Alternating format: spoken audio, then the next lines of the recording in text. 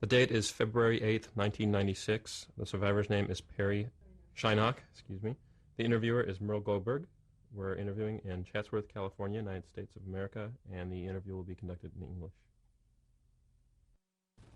My name is Merl Goldberg, and I'm conducting an interview with Peretz Aaron today, Thursday, February 8th, 1996, in Chatsworth, California, and the interview will be conducted in the English language. To begin with, Mr. Scheinok, would you please tell me your full name and spell it for me? Okay. I am Peretz Aaron Scheinok, Scheinok, and I was born in The Hague on the 21st of September, 1931. I also need for you to spell Peretz and... Peretz, P-E-R-E-T-Z. And your middle name? Aaron is with one A, A-R-O-N. And also, when you talk about a city, we also need to know the country. Oh, so The Hague is in the Netherlands. Okay, but Peretz is not the name you're called today. No, I'm called Perry. And can you spell that for me? P-E-R-R-Y. And is Peretz the name? What was the name you were given when you were born? Well, I was born into a very, very Orthodox Jewish home, so I was named Peretz Aaron. And are there any nicknames or any terms of endearment that people called you when you were growing up? Well, nobody had any terms of endearment except my parents. My father would call me Perichko when he was in a very, very loving mood. And when he was not in a very loving mood because I had gotten into mischief, then he would call me by my full Hebrew name, and I knew I was in trouble. So you were born in Holland. That's right. Why don't you tell me, now's the part where you're going to do more of the talking and I'm going to try to do less. Sure. Why don't you tell me now about you said you come from an Orthodox home, so why don't you tell me about your parents and their names and what they did for a living? Okay, sure.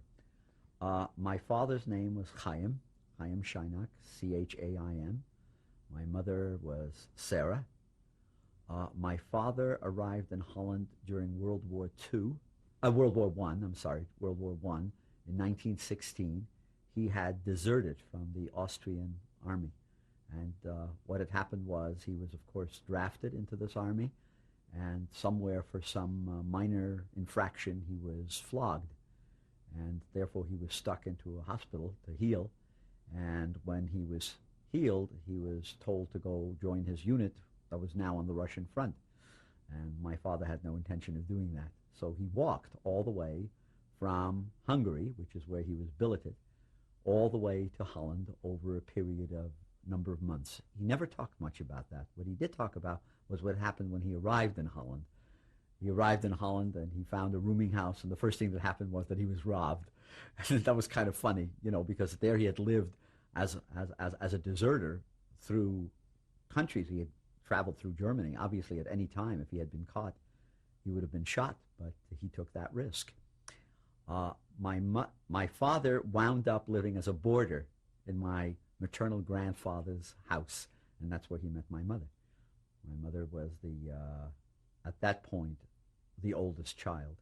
There had been an older brother, but he had moved out. My mother was considerably younger than my father when they married, and obviously thereafter. By the time my father married, with 1928, he was already 35, 36. My mother was just barely into her 20s, but she'd had a lot of responsibility. This part of the story is really quite important because I always felt that the reason we survived in our travels was because both my parents had traveled widely during World War I in enemy country, and they had sort of gotten the idea that you could do this. This was a doable thing. And because it was a doable thing, I think it ultimately saved our lives because it was a doable thing. They weren't as petrified of it as other people would have been. What happened in my mother's family was that my grandfather and grandmother, they came from a little town in Poland called Dębica, D-E-M-B-I-C-A, and my grandfather moved to Belgium around 1908. He wanted to get out of Eastern Europe, and he moved to Belgium. But when the war came, when World War I came, he was now considered an enemy alien by the Belgian government. Of course, Belgium was, of course, invaded by the Germans and Austrians. So they shipped him, they repatriated him behind the lines, and my grandmother with his family wound up living in Vienna during the early part of World War I. By 1916, all that area was now occupied by Germany and Austria, so my grandfather moved back to Antwerp, which he was able to do because it was all now Germany-Austria, and he intended to live there. However, that didn't quite work out because when the war ended, the Belgians took great umbrage at him because he was, after all, an enemy citizen. He was really an Austrian citizen. So they kicked him out, and he went to Holland with the entire family. He moved to Holland because Holland had been neutral in World War I, so there was no problems with regard to my family. So my grandfather and grandmother and their children moved to The Hague, and that's where my father ultimately wound up being a boarder around 1921, 22 in my grandfather's house. You haven't told me anyone's names on on your maternal side. Okay, on the maternal side, my grandfather's name was Peretz. I'm named after him. Okay, I'm named after both grandfathers. My father's name was Aharon. My mother's father's name was Peretz, and since they had both died before I was born, I was named Peretz Aaron. My grandmother's name was Rosa or Rosa, and my oldest daughter, Diane Renee, the Renee is after my grandmother, Rosa. Okay. And the last names as well. Their last name. Okay. My grandfather's name was Czop, Czoppp. That's family name. My grandmother was a Balmuth, actually called Balamut, from Dembitz. Thereby hangs a tale that we shall get to later. And my maternal grandfather, they had 5 children. The oldest, Yosef Yitzchak, is the one who was left in Belgium. He stayed there after World War I, and he raised a family in Belgium. And the other 4 children all moved to Holland with my grandfather and grandmother. And that's where we all lived. Within the entire family, even after people married, which happened as the years went on, we all lived within 5 blocks of each other. And so we were a very, very close family, very integrated, and very integrated into the Jewish life of The Hague. Now, there were really 3 Jewish communities in The Hague. There was the Spanish-Portuguese Jews who had come to Holland in the 16th and 17th century. They were the oldest community, and they, of course, had their synagogue. Then there were the Ashkenazi Jews who moved to Holland in the middle of the 19th century when they escaped from Germany during the war, during the great revolutions of 1848. Okay, so they moved to Holland, and so they were a separate community, well integrated within Dutch. Their language was Dutch. They spoke Dutch. So did the Spanish-Portuguese Jews. And then there were the Polish Jews and Eastern European Jews who came to Holland, I would say, starting this century. Not everybody came to the United States. Some people stopped off in Western Europe and stayed there. So the Polish Eastern European Jewish community essentially started in Holland, I would say, with World War I. And it was a growing community. We had our own shul. They also had Stieblach. Wherever you have Eastern European Jews, there are Stieblach. Okay? But my father belonged to what was known as the Polish Shul, the Polish synagogue, and he was very influential in that because he became an important merchant in the city of The Hague. It wasn't that big of a little factory. He had a factory where he made women's clothing. But people who know that there was a major retailer in Western Europe called C&A Brenningmeier, and my father was, in the 30s, was their biggest supplier of skirts. So I remember the shipping would go to C&A Brenningmeier in Dordrecht, and C&A Brenningmeier in Rotterdam, and C&A Brenningmeier in Groningen, and C&A Brenningmeier in all these Dutch cities, and some even in Germany, even in the 30s, where we shipped skirts. Let's see, where else? Your mother. Oh, my mother. Okay, my mother's family, essentially, yes. And what she did. Yeah, well, my mother was essentially a housefrau who didn't like to be a housefrau. So when my father opened this business, my mother became his cutter for the beginning. She would cut patterns. She was very much interested in, as we would say, the schmata business. And really, she devoted the rest of her life to the schmata business. In fact, ultimately, when we came to this country, she actually went to the Institute of Fashion Design to really learn to be a formal designer. But she was in the factory. She was not content to be home, so we had a maid. And the maid took care of me. Essentially, the maid did the cooking, and it wasn't like a formal kind of arrangement, but the maid ate with us. She was like a member of the family. Actually, we had them from time to time. It was very interesting. It was a custom in these towns in Holland to bring in Eastern European young girls who were in their early 20s, okay, and they would work for a couple of years for various households, and then they got married, and then they became part of the community, and then more girls were imported, okay, and it really worked out well. The last maid that we had came to us in 1938. Her name was Chava. And we had actually had her oldest sister before when I was quite young. But Chava is still alive. Chava was left in the house when we left it in 1942. She stayed in Holland, survived the war, and now is a landlord of many properties here in Los Angeles. She and her husband arrived here in 1950, and they did very, very well for themselves. He was a tailor that she married, and they invested every cent that they had in properties, and she's very, very wealthy, to the tune that she actually showed me when her oldest granddaughter became bat mitzvah. She wrote her a check of $15,000, which I thought that was kind of nice thing to do when you can do that for your oldest daughter, granddaughter. You know, and I see her, 2-3 times a year. I call her up and we get together. She and I. How would you describe, would you say you were upper middle class, middle class? I would say not upper middle class, but better than middle class. Yeah, I mean, you know, we were not extraordinarily wealthy, but we never owned a car, for example. But then people just didn't own cars in Holland in the 30s, okay? I mean, you had to be somebody very hoity-toity to own a car, okay? But, for example, we took long vacations. My mother and father would very often go back to the great Czechoslovakian resorts like Karlsbad, Marienbad, and Francisbaden, places like that. And I would always get sent away for 2 to 3 weeks to Spa with my mother or my grandmother, and my father would join us there for weekends and things like that. So I would say we did not lack for anything when all is said and done. Okay, and I think that too played a great role in our ability to escape, because it took money. You know, I mean, for a long time we did not work and we were just spending. So we had the money to do it, and we had to pay people to grease the way for us to go out. So I'd say we were not poor.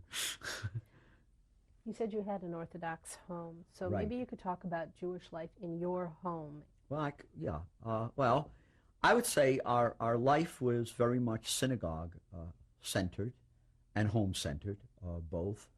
My father would occasionally be the Baal Tefillah in the synagogue. He was certainly a gabbai in the synagogue. He had a lot of influence in the synagogue. In fact, to the point that after the war, the Dutch government, the shul was no more. There were no synagogue. There were not enough people to make up a minyan even to go to that shul. So that whole property then became it was deeded to my father and to some other people who had survived. And that's where my father actually wound up putting his little factory after the war, because he went back to Holland around 1948. And so the shul ultimately became... The shul ultimately became a warren of factories in the shmata business, really. Okay? Is it still there? Excuse me? Oh, yes. Oh, yes. There are still people who are there. My father retired and sold out. But there were contemporaries of his who were other Jews who had survived, the Grajeva family from the Hague. They, too, we found them in Nice when we got there. But no, what I meant was the shul still a factory now today? Yes, as far as I know. What's the address? Do you know? What's the address? It'll come to me. It'd be nice if you could tell us exactly where it's. The building I think it's Weteringskade, number 16. Yeah. Wetering is spelled W-E-T-E-R-I-N-G. Wetering. You don't have to spell. Okay. Because it breaks the flow of the story. Oh, so, all right. Because that's why I said I'll ask you about the spelling. Sorry. But you've done it already, so that's great. Okay. And that's in The Hague, right? And that's in The Hague, yes. So we want to talk about life. Jewish life. All right. But your Jewish life. I don't need yes. to know the city. Well, your own personal. we were definitely. My father did not go to shul every day because he had to be in the factory, but every day he would get up and he would put on his tefillin and he would daven.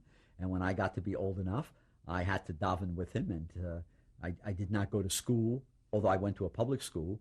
I would not be allowed to go to school or have breakfast before I davened. I mean, every morning that was it. You know, I started my morning with the Shema Yisrael and I davened with the brachot.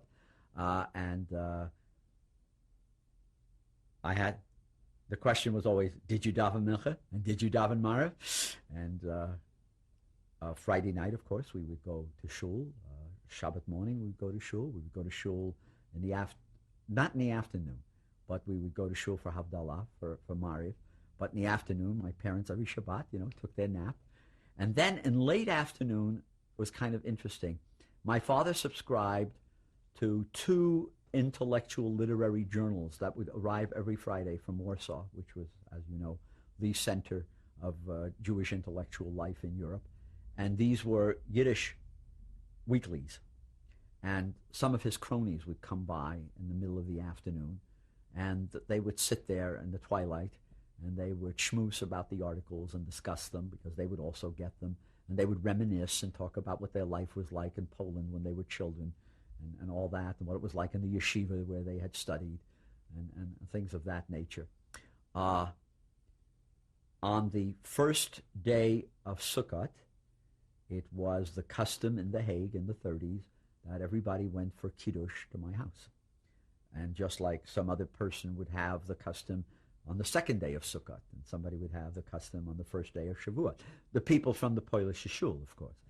I mean, our Jewish life was very separate from the Ashkenazi Jews who belonged to the big shul, or the Spanish Jews. I mean, we knew each other, but funny thing was, people really didn't socialize with each other that much.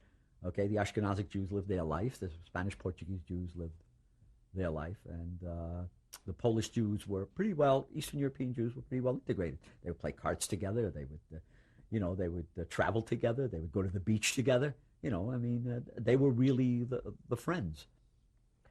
Was the beach at Zandvoort a big place where people would go? Well, we had the beach right next door. Oh, that's right. We were in The Hague. The beach was in Scheveningen. There was a trolley. One of the things I loved when I was young was in the summertime, they had special trolleys that went to the beach.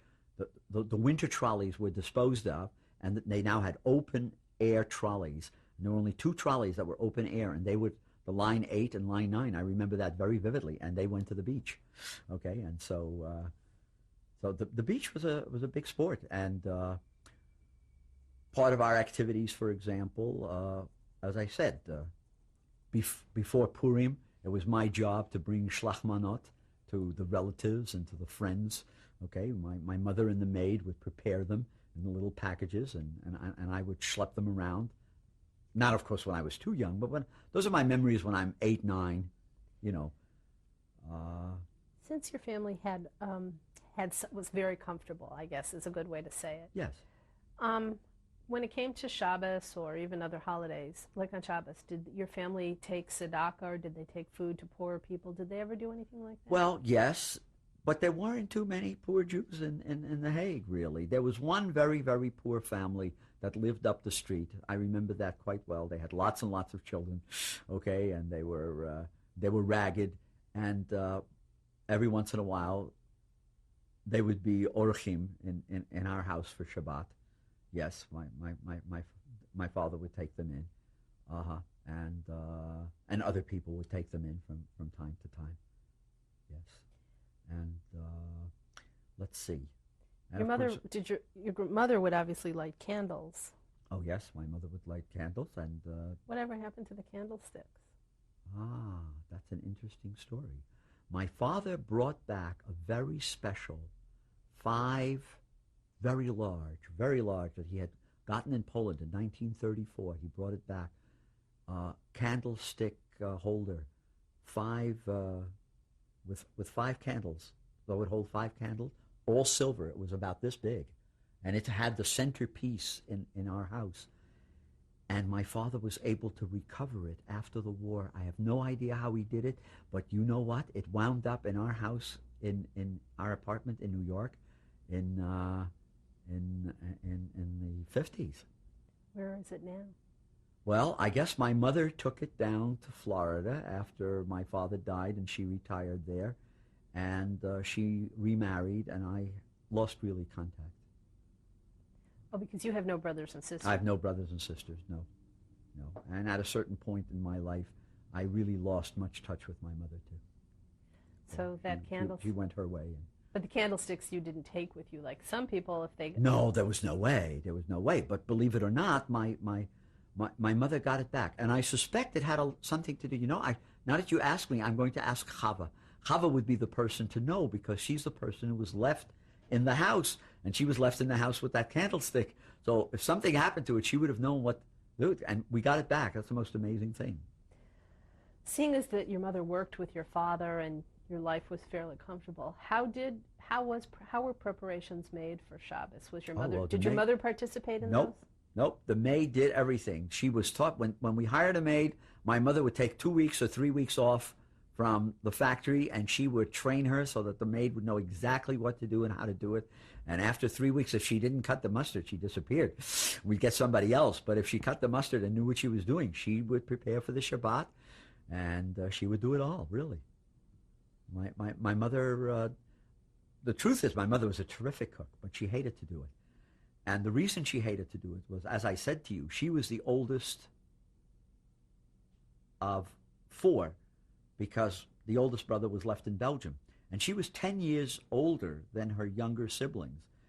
And my grandmother also felt that she should be in the business, like mother like child, okay? And my grandfather was quite sickly. So that was really rational. My grandfather was quite sickly, and he died quite young. And my grandmother really ran the business, okay? Which meant that somebody had to run the home, and my mother was elected. And I want to tell you, I guess it was such a strain on her that by the time she was a wife, she'd already, it almost reminds me, it's a mathematical notion. I don't need to do this anymore because I've already done it, and I know how to do it, so I don't need to do it anymore. Since there was in the Polish synagogue and everybody was friendly, maybe you could tell me a little bit in the mid-30s what Pesach was like, how you prepared and what it was like in your house. Well, everybody, of course, had the Seder. Believe it or not, the Seder was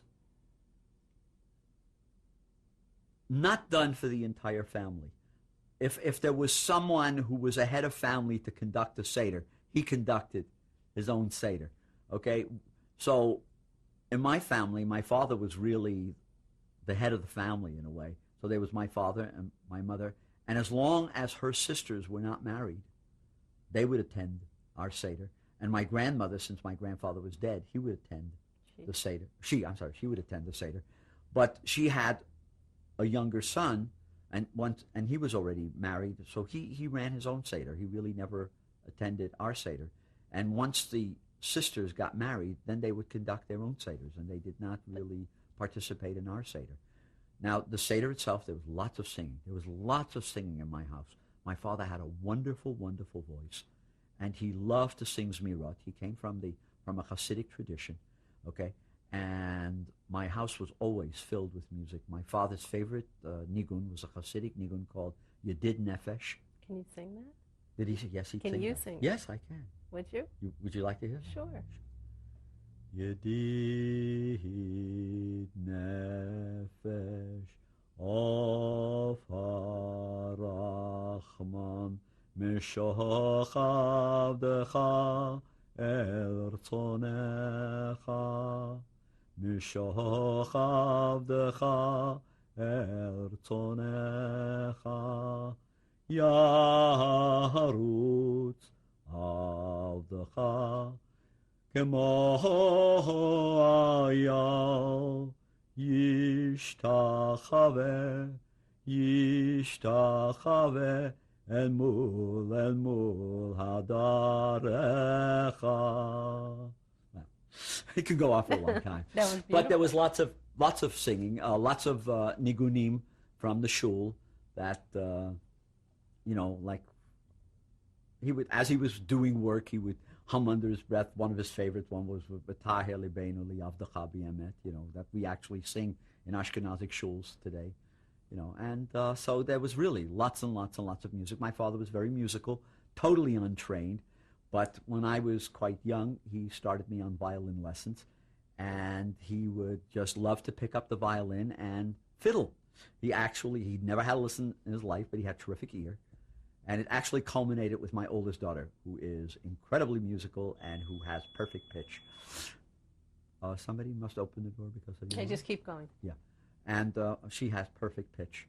So, and at one time really thought that she was going to train to be a professional guitarist, but she became a dancer instead. As I said, my father was a Bat Tfilah. The big Bat Tfilah in my family was my Uncle Jonathan, who had one of the nicest voices. You have to understand that our shul, the Polish shul, did not have a rabbi, did not have a chazan. It was the people in the shul who ran the shul, because they all knew. I mean, everybody knew how to daven. Everybody knew how to daven before the Amid. Everybody knew all the prayers by heart, okay? And they certainly knew all the nigunim. And once a year, maybe twice a year, the Stutzruf, meaning the rabbi of the city, would come to our shul and give a talk. But otherwise, the Stutzruf would really stay in the Ashkenazi synagogue, which was his headquarters, and the Polish Jews ran their own synagogue. They supported it. It was supported in the old style by the selling aliyot. You know how that's done? On the high holidays, they sell all the aliyot, and whoever is the wealthiest man in town buys maftir yona, which is a big thing for at mincha, the maftir and the mincha service. And it was those donations, and if they needed money, they would go and they would go to people and say, hey, we need money in the shul, and people would write checks and cover whatever deficit there was, and that's how the shul was run. And every once in a while, when there was a board meeting, people would fight with each other, because, as is the want that kind of happens in shuls like that. But let's get back to your family, because Sure. I want to try to keep this more personal rather than bigger, okay? While you were growing up, you didn't tell me what kinds of schools you went to first. Okay, that's for, yes. My father, there were no yeshivot in the Hague, okay? But there was a Dutch Jewish school which, in my father's eyes, pretended to give Yiddish training. That's how he saw it. And he wasn't having any of that. So he sent me strictly to public school, where I did not have any Jewish training whatsoever. However, he had a very, very good friend who was really quite a scholar and a terrific melamed, and rather a poor man. And one of the ways my father supported him was that he came 6 days a week to my house for an hour. And he started with me if you're talking about my Jewish education, he started with me at age 3.5. At 3.5, I started to read Siddur, okay? And by the time I was 5, I was studying Chumash. And by the time I was 6.5, I was studying Talmud. And unlike the people in Europe, though, who in Eastern Europe, who started with Baba Metzia, that's always where they start, which is kind of strange. I never understood that. He started me with the first book of the Talmud, which is Brachot, which deals with all the blessings that one has to say over everything. And it starts, of course, from what time do we say the Shema in the evening? Ne'emas HaKorin Shema B'Yarvit. And we're going to stop here and change the last thing we talked about at the end of the last reel was you were giving us some of the prayers and your education. Would you like to continue with that? Or? Well, so as I said, I went to public school, and besides that, I had my Jewish education every day, and on the Shabbat, my dad would like to know what it was that I learned during the week. And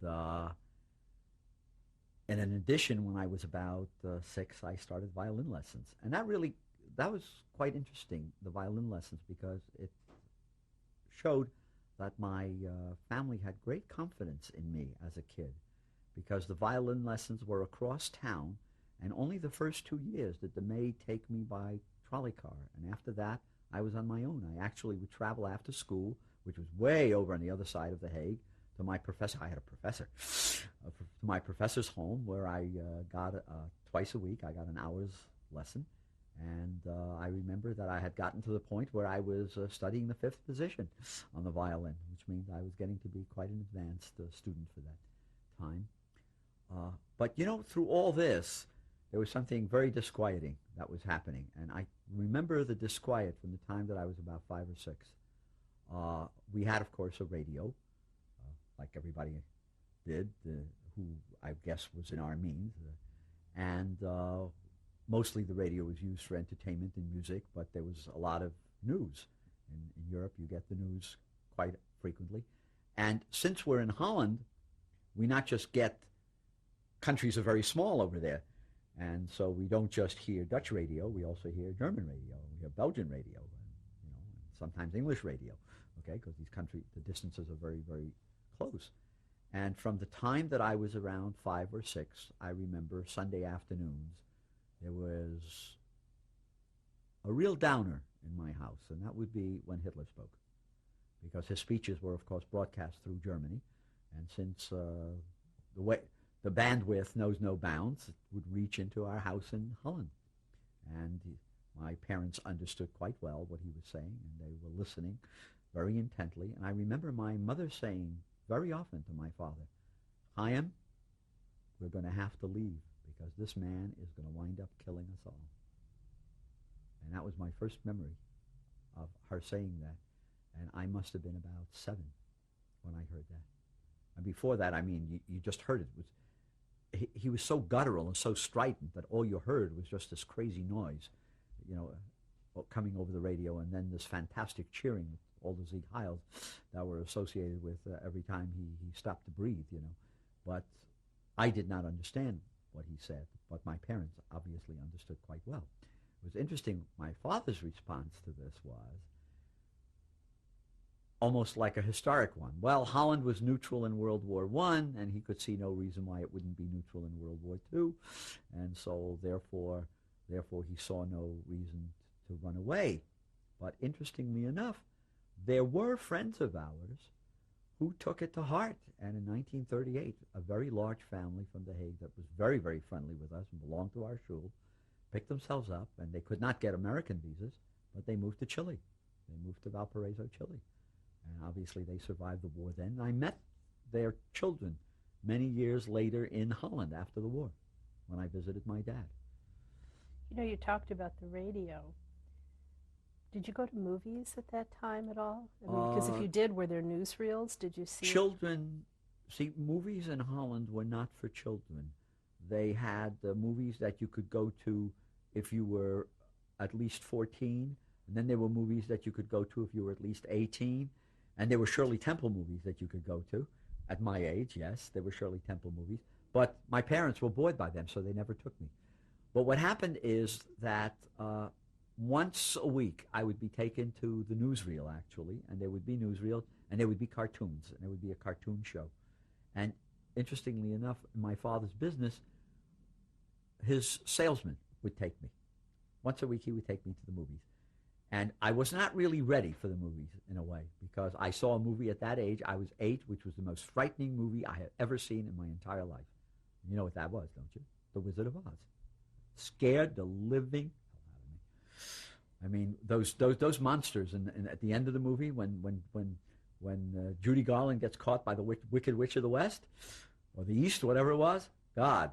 And she had those monkeys. They had tails and wings. That was very, very frightening. I didn't want to. I didn't go to a movie actually after that until we were in France. But you said there were newsreels, and that's really what I'm trying to get at. The funny thing is, I don't remember the newsreels about Nazi Germany at that time. I really don't. Maybe I just, because I remember a lot of things, and that I don't remember. So I must have just put it out of my mind, blocked it. Did you, while you were, because you were so young and you lived obviously in a rather protected area because of your neighborhood. And did you ever experience, witness, or see any sort of anti-Semitism while you were a child still in Holland? In the school, in the public school, there was one kid who once called me a dirty Jew in Dutch. But that's about it. That's about it. The anti-Semitism that I encountered on the street or in the school was minimal. I really don't remember much. Now, much more started to occur once we were under the occupation. Okay, then people's true colors, there were Dutchmen who played ball with the Germans. Let's face it. Okay. Now, you indicated that your mother had said that she really felt you should leave as she heard the broadcasts on the radio. What happened when Germany invaded Poland? Well, the funny thing is it was like we were in a dream, right? First they invaded Poland and we didn't do anything. And then they invaded, let's see, how did it go? Well, first Czechoslovakia, of course, fell in 38, then Poland in 39. The war started, and then there was the long silent war, or I don't even remember what we call it, but the war along the Maginot Line, between the Siegfried Line and the Maginot Line, which went on for months and months, and it was an occasional bombing of England. And then came the frightening thing. On the 1st of April is when the Germans invaded Scandinavia. And that should have given us pause. And the funny thing is, it's like we were paralyzed. My father didn't move. My mother didn't move. Business went on as usual. And the last really happy memory I have was on the Sunday before Holland was invaded, the whole family went up to the tulip fields.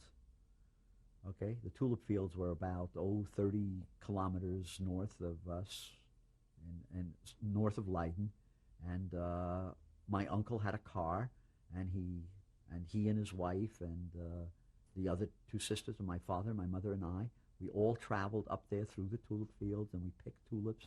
And then we went to Zandvoort. It was my first occasion. And my dad told me the wonderful story that he loved so much about the Tsar Peter, who came to Holland as a workman and learned how to build ships in Zandvoort. In Zaandam. We went to Zaandam, and went to Zandvoort, and we made the whole tour. And we came back, and it was a glorious day.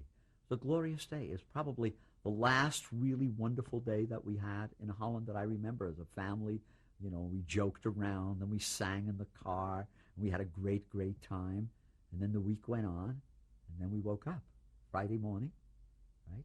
And the sky, 2 o'clock in the morning. I mean, it was like 2 o'clock in the morning. Woke up and the sky was filled with German planes, filled with German warplanes. And they weren't machine gunning anybody. What they were doing is they were dropping leaflets. And the leaflet said, "We're coming in, and you better surrender, and you better be good, because we're taking you over for your own good to fight communism," or whatever it was. Okay? And then that started the war. And Holland, being a very, very small country, had certain major disadvantages. One thing, there was a terrific fifth column that they had not appreciated. And instead of the bridges being blown up like they thought they would be, they were not blown up. And the Germans just marched right in. There was a lot of very, very hard fighting.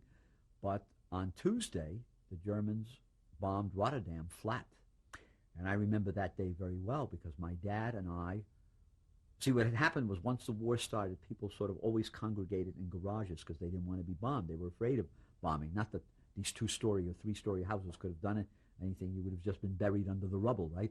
But at least you weren't upstairs. So there we were, downstairs, and we were sitting and we were talking. And by Tuesday, all of a sudden, there was an ominous silence. Nothing was happening. So we went back to our house. And while we were back on our house, my father and I, we were sort of sitting on the back balcony of our house, and we looked up, and there was this gigantic red reflection in the sky south of us, and we had no idea what it was. And what it was the flames from Rotterdam. Rotterdam is only 20 miles away from The Hague. Everything is so close. And you could actually see the cast of the red against the sky. And then that evening, we had really heard the news, because there was a blackout except for what they wanted to tell you, right? And the news was that the Germans had given Holland an ultimatum, and that was that this bombing of Rotterdam was going to be the first, and every day a city of that size or smaller was going to be bombed flat until Holland surrendered. Well, Holland could only stand one of those. So that night, about 6 o'clock, the Queen got on the air, and she said that she had moved the government to London, where they were going to continue the war against Germany. And to her great regret, she had to surrender Holland to the Germans.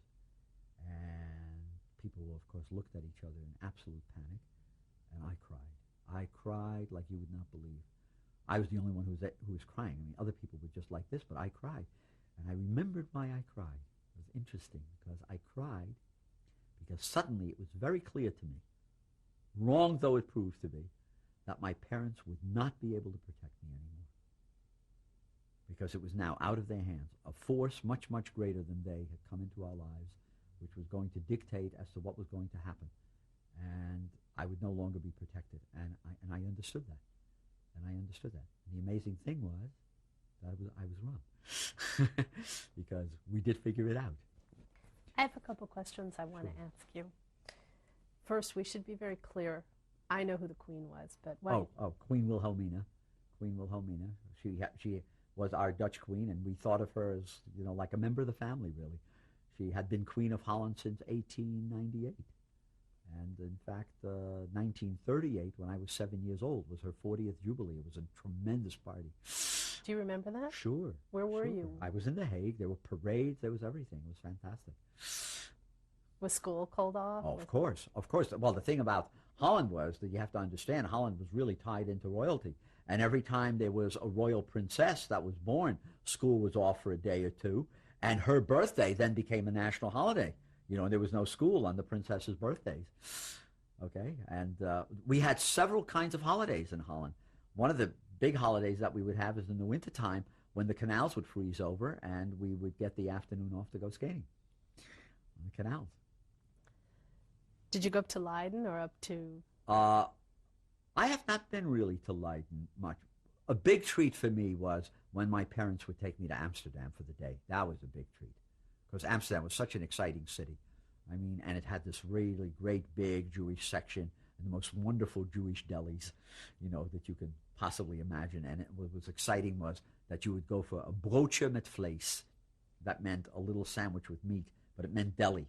Broodje met vlees, and they were so good. They were so good. I loved them.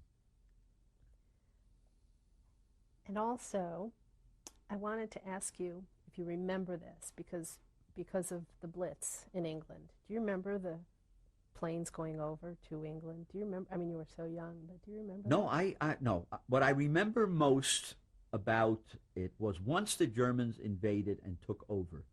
Which I think we should say when that was. Okay. The war started, the invasion of Holland took place on May 10th, 1940. And on the 14th of May was when they bombed Rotterdam. And by the evening of the 14th of May, it was all over. Holland had surrendered to the Germans. The first Germans that we actually saw in The Hague were on the morning of the 16th, when an advance group of German motorcyclists came into The Hague. Okay, that was the first we actually saw of the German army. And of course, there was an immediate blackout declared, all right, because now we were occupied by the Germans, and therefore they were telling us that the English were going to come and bomb us, which of course did happen from time to time, because they bombed German installations whenever they could. Okay, I don't really remember the Germans flying over to England to bomb. I don't remember that, because we were just so hunkered down from day to day. I mean, in the beginning, life seemed relatively normal. I mean, people were panicked at what could possibly happen. The most frightening thing of it all was that, A, you were confronted with this terrible unknown. B, as a Jew, after hearing all the rantings and ravings of Hitler, you knew things were not going to be good, but you had no idea how bad they were going to be, because who could conceive what the ultimate outcome was going to be? I mean, you would have had to have, more than a crystal ball to envision that. I mean, who could conceive of such brutality of man to man? I mean, just impossible. And life went on. That was the strange thing. You went to school. School opened again, and I went to school. My father ran his business. The stores were still buying stuff. But slowly what started to happen is this German stranglehold started to take place and over everything in society. And the thing, of course, most of all that it took on was about the Jews. By, let's see, May, I would say by August, September, the first set of laws started to get promulgated that Jews could not go to the theater, and Jews could not go to the movies, and Jews could not congregate any place, etc. A whole host of things that Jews were no longer able to do. Can you go into any more detail about that, any more of the laws? And you should say the year. This was still 1940. This was still 1940. But my father was still running his business. And believe it or not, in the summer of 1941, let me think about that. Yeah, the summer of 1941. Now here's where I'm losing it a little bit. I can't remember whether it was the summer of 40 or the summer of 41. Now the summer of 40, I think we went nowhere. But the summer of 41, we were still able to go on vacation. No, I guess it was the summer of 40. The summer of 40, we went on vacation. Okay, we went on vacation to Utrecht. Okay, to the area where the Queen's Palace was, in Soestdijk and Apeldoorn in the province of Utrecht. And we went on vacation there, and we did a lot of biking. That I remember. And I remember we were very upset because Soest, which was a town not far from Utrecht, had a tremendously large German Nazi population.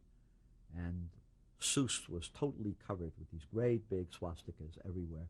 And we biked through it one day, and we swore we would never do that again. That was a very, very frightening experience for us.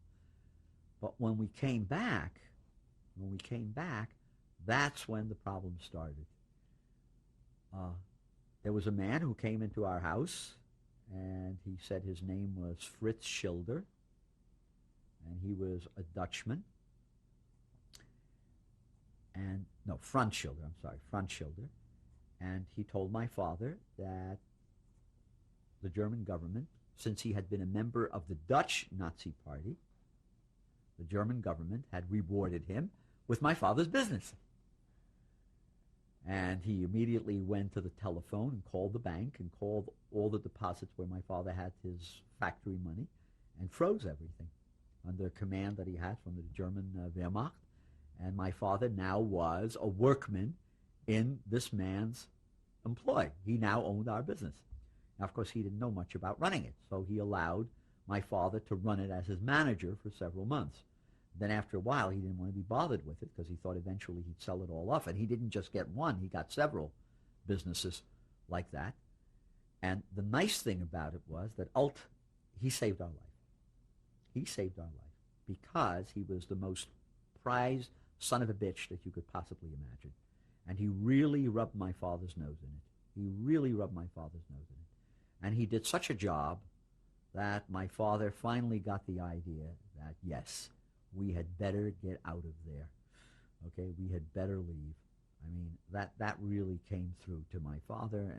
And my mother had long ago believed that, as I said to you, in the 30s. But my father was finally convinced. And my father later tells the story that, this is after the war, he told the story, that there was another Jewish manufacturer, a man by the name of Findling, who was his best friend, but he had a business exactly like my father's. They were friendly competitors, and in shul they were very good friends. They would sit and schmooze with each other, you know. And Findling was not as lucky as my father. He got a very, very kind Nazi to take over his business. And this Nazi gave him all kinds of promises that, yes, he knows he has the business, but someday there will be a war, the war will end, and he'll get his business back, and he'll protect him, and he'll take care of him, and this and that and the other thing. And Findling would tell this to my father. And my father would look at him and he said, "And you believe him?" And Findling would say, "What else can I do? Of course I believe him. I have to believe him, right?" And my father would shrug his shoulders, okay. And ultimately the answer was, we ran and we survived, and they stayed. And of course they were annihilated. They died in the Shoah. Can I just take you back Sure. to when you were describing when the who was it? Was it the SS, the Wehrmacht? Who came into that? You said you remember how they came in on their motorcycles? This was the Wehrmacht. Yeah, the Wehrmacht. German Army.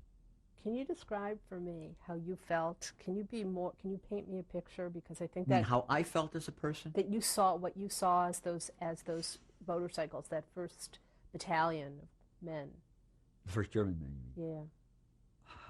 You know, when I tell this story, people find it hard to believe, but in retrospect, whatever happened between May 10th, 1940, except for that moment when I broke down, until the 1st of November 1942, when I arrived in the United States, to my mind as a 10-year-old, was just a grand adventure.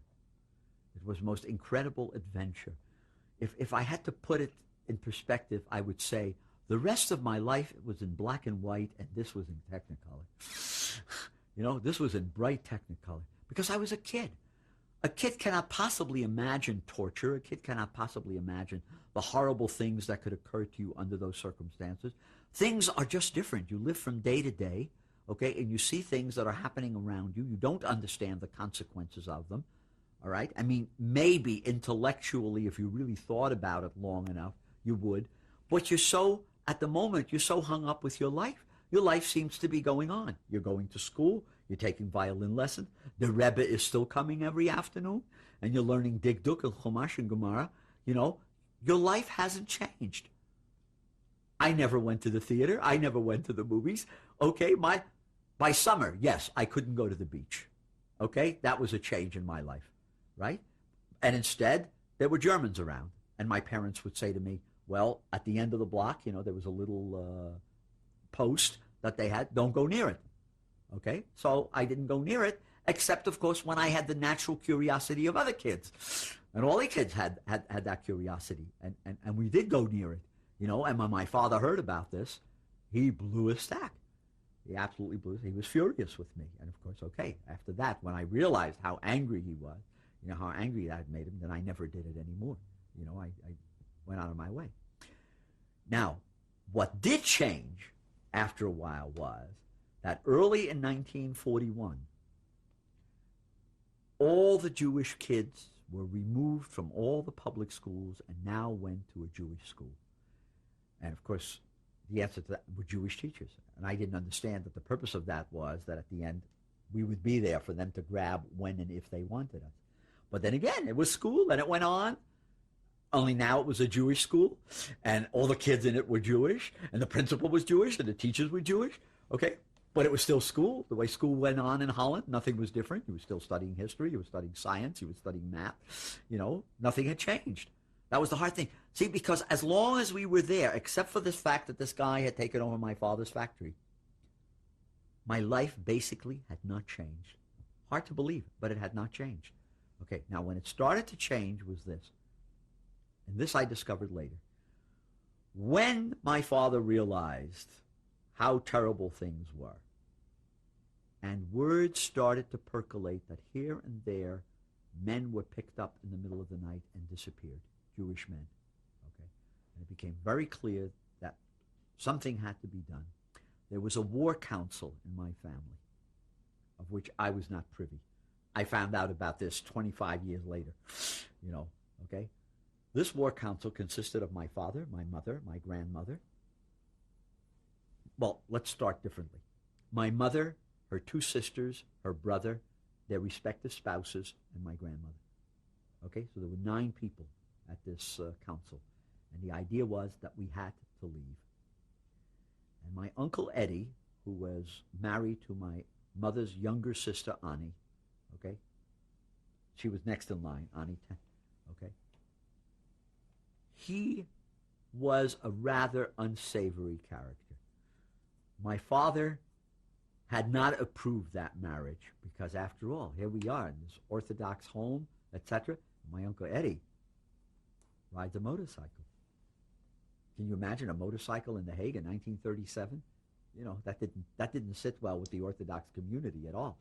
Okay, and he was also not an observer. He didn't observe the Shabbat, etc., etc. My Aunt Addie was crazy about him, so ultimately my father gave in, and they married, and they had a child who was born in 1941, something like that. I don't remember. What's the name of the child? Jacques Pierre. He was also named after the grandparents, like we did. The Pierre also stood for Peretz, my grandpa. Eddie had, in his younger days, done a fair amount of smuggling between Holland and Belgium. And he was acquainted with a farmer whose farm abutted right on the Dutch-Belgian border. Now, this is important because you must understand that one of the things that the Germans did after they cleared up Holland, Belgium, and France surrendered, and Vichy France was formed, and I'm sure that's part of many people's tapes, okay?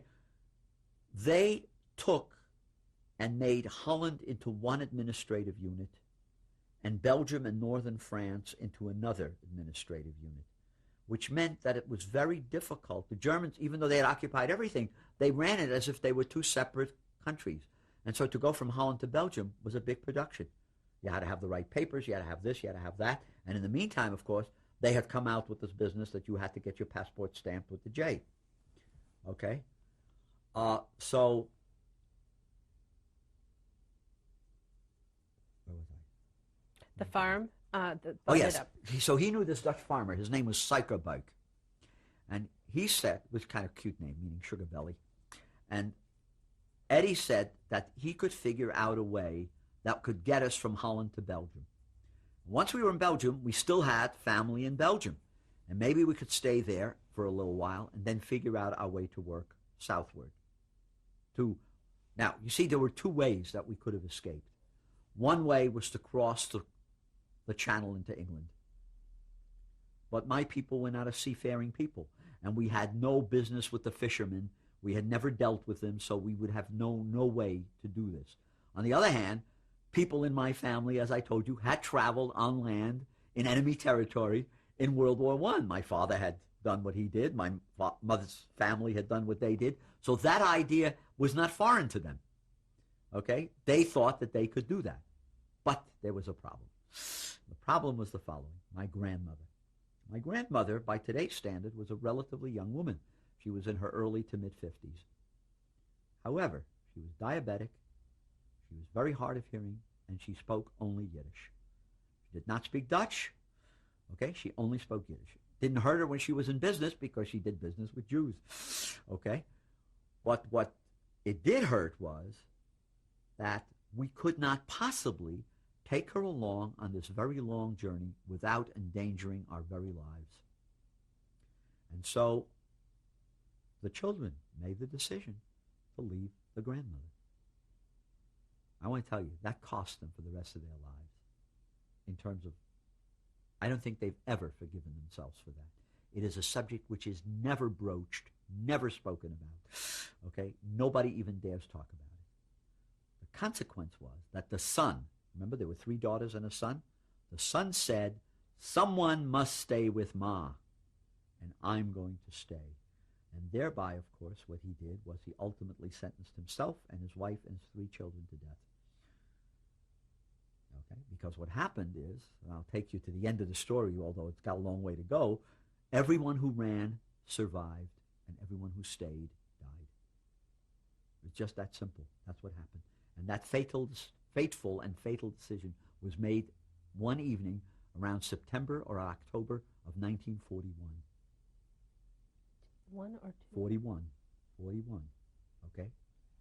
Now, the way they developed the plan then, so it was really going to be the 3 families, the young families that were going to leave. Okay? And in those 3 young families, there were 3 sets of parents, myself a 10-year-old, and the second set, Annie, who had this 1-year-old baby, Jacques-Pierre, who actually was going on 2 by the time. Right? So it was decided that this was going to happen. The men were going to leave first, and they were going to scout out the way. Could it really be done? Okay? Leaving the women in The Hague.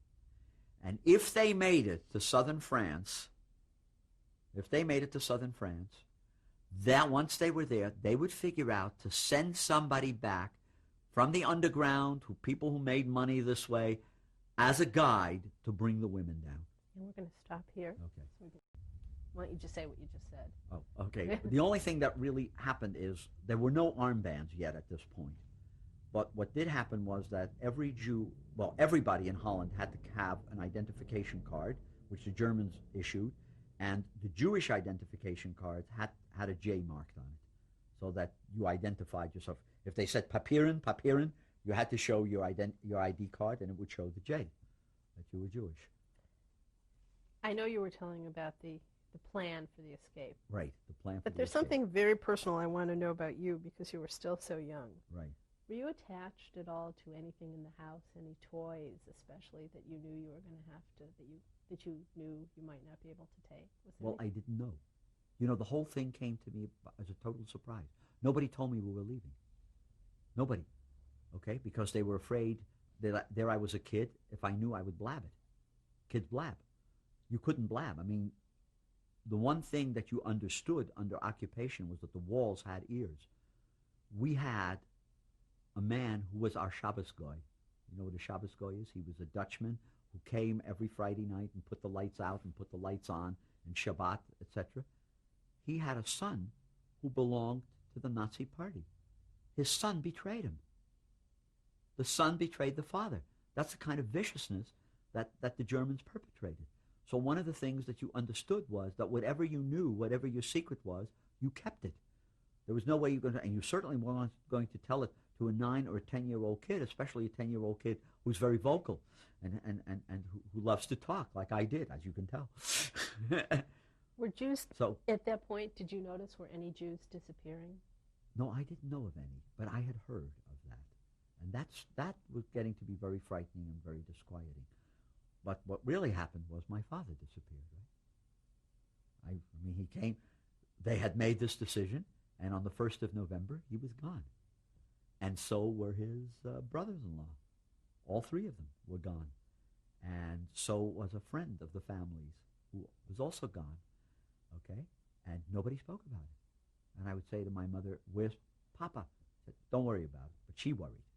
Clearly, she worried, okay? I mean, she was just not the same for about 3-4 weeks. She wound up with sunken cheeks. She wound up worrying day in, day out, day in, day out.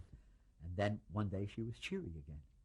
Now, you must understand why she was cheery and how she heard. That was really interesting. And I discovered that at that time. You could not write a letter from one occupied country to another. My father, who had ultimately arrived in Nice, could not write to my mother to tell her that he was safe. And he certainly couldn't telephone, okay? But we had cousins who lived in Zurich, Switzerland. They were not really that close cousins, but they were cousins. And in a war like that, everybody who's even any kind of curve, you know, you use, all right? These cousins, they were the intermediaries. My father would write to Switzerland, which you were allowed to do, and Switzerland could write to us, which you were allowed to do. So he would write his letter, they would put it in an envelope and transmit it to my mother. So by the end of November, my mother discovered that my father had arrived safely. And that's how my father and mother were then able to communicate to each other through the cousins, the Schnalls, in Zurich. And, of course, everything was written in code. You have to understand, everything was written in code. The shipment arrived means, you know, people were safe. Dollars were Lakshen, they were noodles, okay, because you couldn't talk about dollars, right? And everything, of course, the whole clandestine thing, one of the things that we had done once the war started is we had bought dollars because you knew that dollars were negotiable. Dutch money was worthless. There was no Holland anymore. French money was worthless. But dollars would buy you whatever you wanted. And everything was really calculated. Even in occupied Germany, you understand, dollars was a negotiable security, negotiable money, okay? So that's how my mother discovered that my father had arrived safely. Now, he had his dangers on his trip, but he had arrived safely in Nice, and all through that winter, he was plotting how to get my mother out. In the meantime, my mother was also plotting. This is what had happened. This guy who had taken over the factory closed it up because he was going to sell it off, okay? Because he wasn't interested in running a factory. He was not a manufacturer. To him, this was plunder, and he was going to sell. We had thousands and thousands of meters of the most gorgeous English woolens that we have for skirts that had been bought, you know, in the late 30s that were going to be used for manufacture, okay? And that was, I mean, in occupied territory, you know what this was going to carry when there was no heating devices, etc. in the winter, what wool was worth, okay? I mean, wool was worth its weight in gold. And, of course, he had locked up the factory. And he had told my parents that under penalty of death, they were not to go in there. Well, all that winter, my mother had a key that she hadn't given up, and she stole into the factory, and she went and stole wool, stole wool, our wool, right? That she would then sell on the black market so that we would have money to run away. I didn't know any of that. But she, of course, her life was in danger every day as she was doing this. Okay? And so ultimately, we had the money.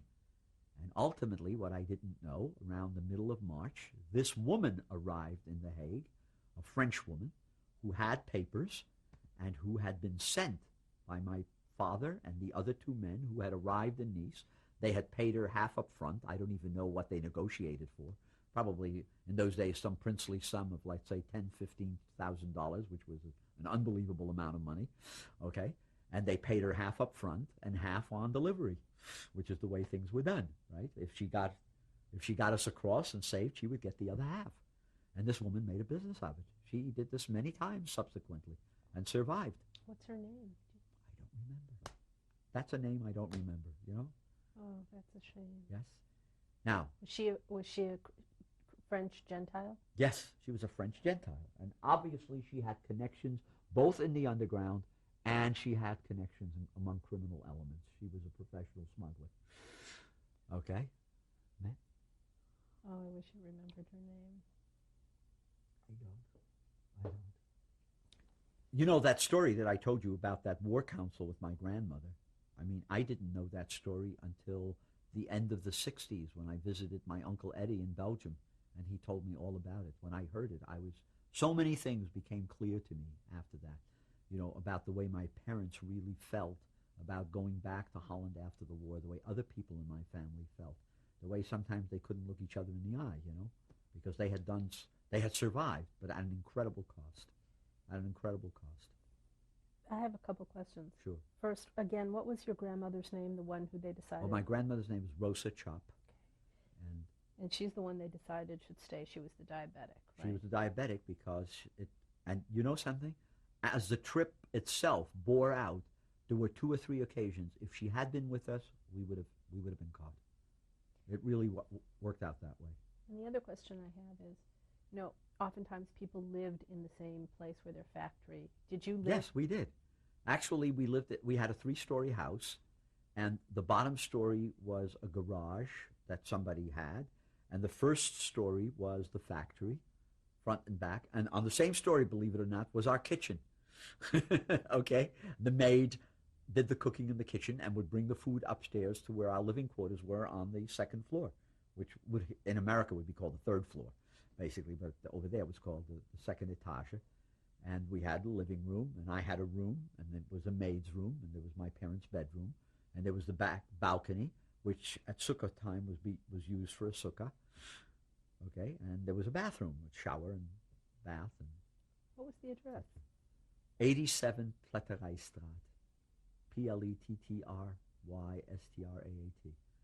Want me to tell you something very funny about that? It was between 2 red light districts. No matter what direction I would go into, if I visited my grandmother, I would go to school, I would go through 1 red light district. If I went to the synagogue with my father, we would go through other red light district. Red light districts in Holland are very, very open. The women sit at the windows selling their wares. You know, that's how it's done. And when I came back in 1956 with my first wife, we visited my dad in Holland. The whole neighborhood there had been just this enclave, residential, with red light district on both sides. By then it was complete red light district. They had run over everything.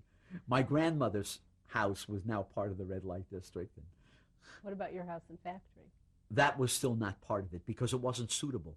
If you think about what made these places suitable, if you think about what the brownstones look like in New York, okay, you go 1 story up, and on the first story is where everybody lived, and they had these big, big windows. Well, that's where they would be sitting. That's exactly what these houses look like. Okay, so they would be sitting on that first story right above with the big windows, and they would be selling their wares. If there was a stairs in the middle, there would be 2 apartments, 1 on each side, and so there would be 2 ladies of the evening who would be, you know, sharing place. That's how it worked. Now, it also turned out, we discovered later, they were very, very valuable, these women, in terms of the underground, because there was many a Nazi secret that was ferreted out, in bed. And that was then, there was a whole thing. Some of them were genuine heroines of the underground. But these are not women you had any contact with. None at all, except that you see them as you walk by. And your dad says to you as you're going to shul, kick nicht, don't look. Were they helpful in your escape? Did any No, of this? they had nothing to do with our escape. No, Okay. no. Okay. I'm sorry to The story, the thing that I have to understand, and it works like this, is the less you know about anyone else's business, okay, the better off you are and the better off they are, because they can't torture you, you can't tell, right? You don't know, so you're just better off. And this is what happened. It was the second Sunday in March. It was an ordinary Sunday. I knew, my mother never spoke about my father, but I knew he was safe because of the way she dealt, because that first month she was terribly, terribly down. And after that, she really cheered up visibly. And she was very busy, and it was a terrible winter, but she went and she did all the things that she had to do, which I didn't know about, okay? I had no idea. I mean, I would go to sleep early, and she would say shluv, but once in a while I would wake up and I would find she wasn't there. That was very surprising to me. And I would ask the maid where she was. And she would say, oh, she went to visit Grandma, she'll be back, blah, blah. But what she was really out is she was out selling the stuff, okay, to get the money. And so there was the second Sunday in March, I'm sorry. It was a beautiful day, I remember, for Holland in March. March is very cold, but this was a very nice. And my mother said, I got a treat for you. We're going to Amsterdam. I couldn't believe it. We were going to Amsterdam with the Germans all around. What was the point? But hey, I wasn't going to look a gift horse in the mouth. It was always a treat to go to Amsterdam. So I was all ready. I was all excited. And we went, and surprise, surprise, there were my aunts at the station. And we weren't going to Amsterdam because we went to the platform on the other side, which was the train to Rotterdam. And I said to my mom, what do you mean? This is not the way to Amsterdam. This is the way to Rotterdam. And my mother gave me a look that seared me right on the spot. She said, don't talk, and I don't want to hear from you. Just be quiet. And she had gotten some books to keep me busy, and I read. And the train went south and went through Rotterdam, and that was the first time, because you didn't travel when the Germans were. One of the things you couldn't do was travel, right? And this was pretty scary, because we were really doing, at this point, something very, very illegal. If we had been caught by the Germans at this point, it would have been all over. We got off in Roosendaal, which was the Dutch side of the Dutch-Belgian border. And there was the three women, the two children, another family with two daughters, and this French woman. In other words, while she was at it, she had gotten herself some other customers, who had paid her, okay? And the next thing you know, there's this farmer, Psychobug. He picks us up and he takes us to his farm. And we were there for 3 days. And what we were there for is we were there to wait for an opportune moment to cross the border from Holland to Belgium. Okay? What did you do those 3 days? We sat around the farm. We schmoozed. We sang. We ate. Okay? And we played a lot of cards. A lot of cards. And I did a lot of reading, but people played a lot of cards. One of the things that you did during the war is you played a lot of cards because you had to wait. It was always run and wait, run and wait. Running is not a continuous business. You run and you wait, and you run and you wait. And you hide, and you run some more, and then you hide some more. What do you do when you're hiding? You play cards to while away or you sleep, right? If it's nighttime, you sleep. If it's daytime, you play cards. What kind of songs? What kind of cards did we play? And songs did you sing? And what books did you read? Well, we sang Dutch songs. We didn't sing any Yiddish songs, that you can be sure. The books that we read a lot of history books. I read a lot of history. I was fascinated by Dutch history, especially the 80-year War of Independence that Holland fought against the Spaniards from 1568 to 1648. That was the stuff that I was raised on, that great War of Independence. And the people like William the Silent and Prince Maurits and Prince Frederik Hendrik, who were the first three princes that put Holland together as a nation. They're the equivalent of George Washington here. You have to understand that they're every Dutch kid's heroes, okay, because they're the people who founded Holland. Those were the kinds of books I read, and we played. What kind of cards did we play? We didn't play rummy because that was a game that was not known to us, but we played a game called Klaverjas, which is a Hungarian game, which is very famous actually.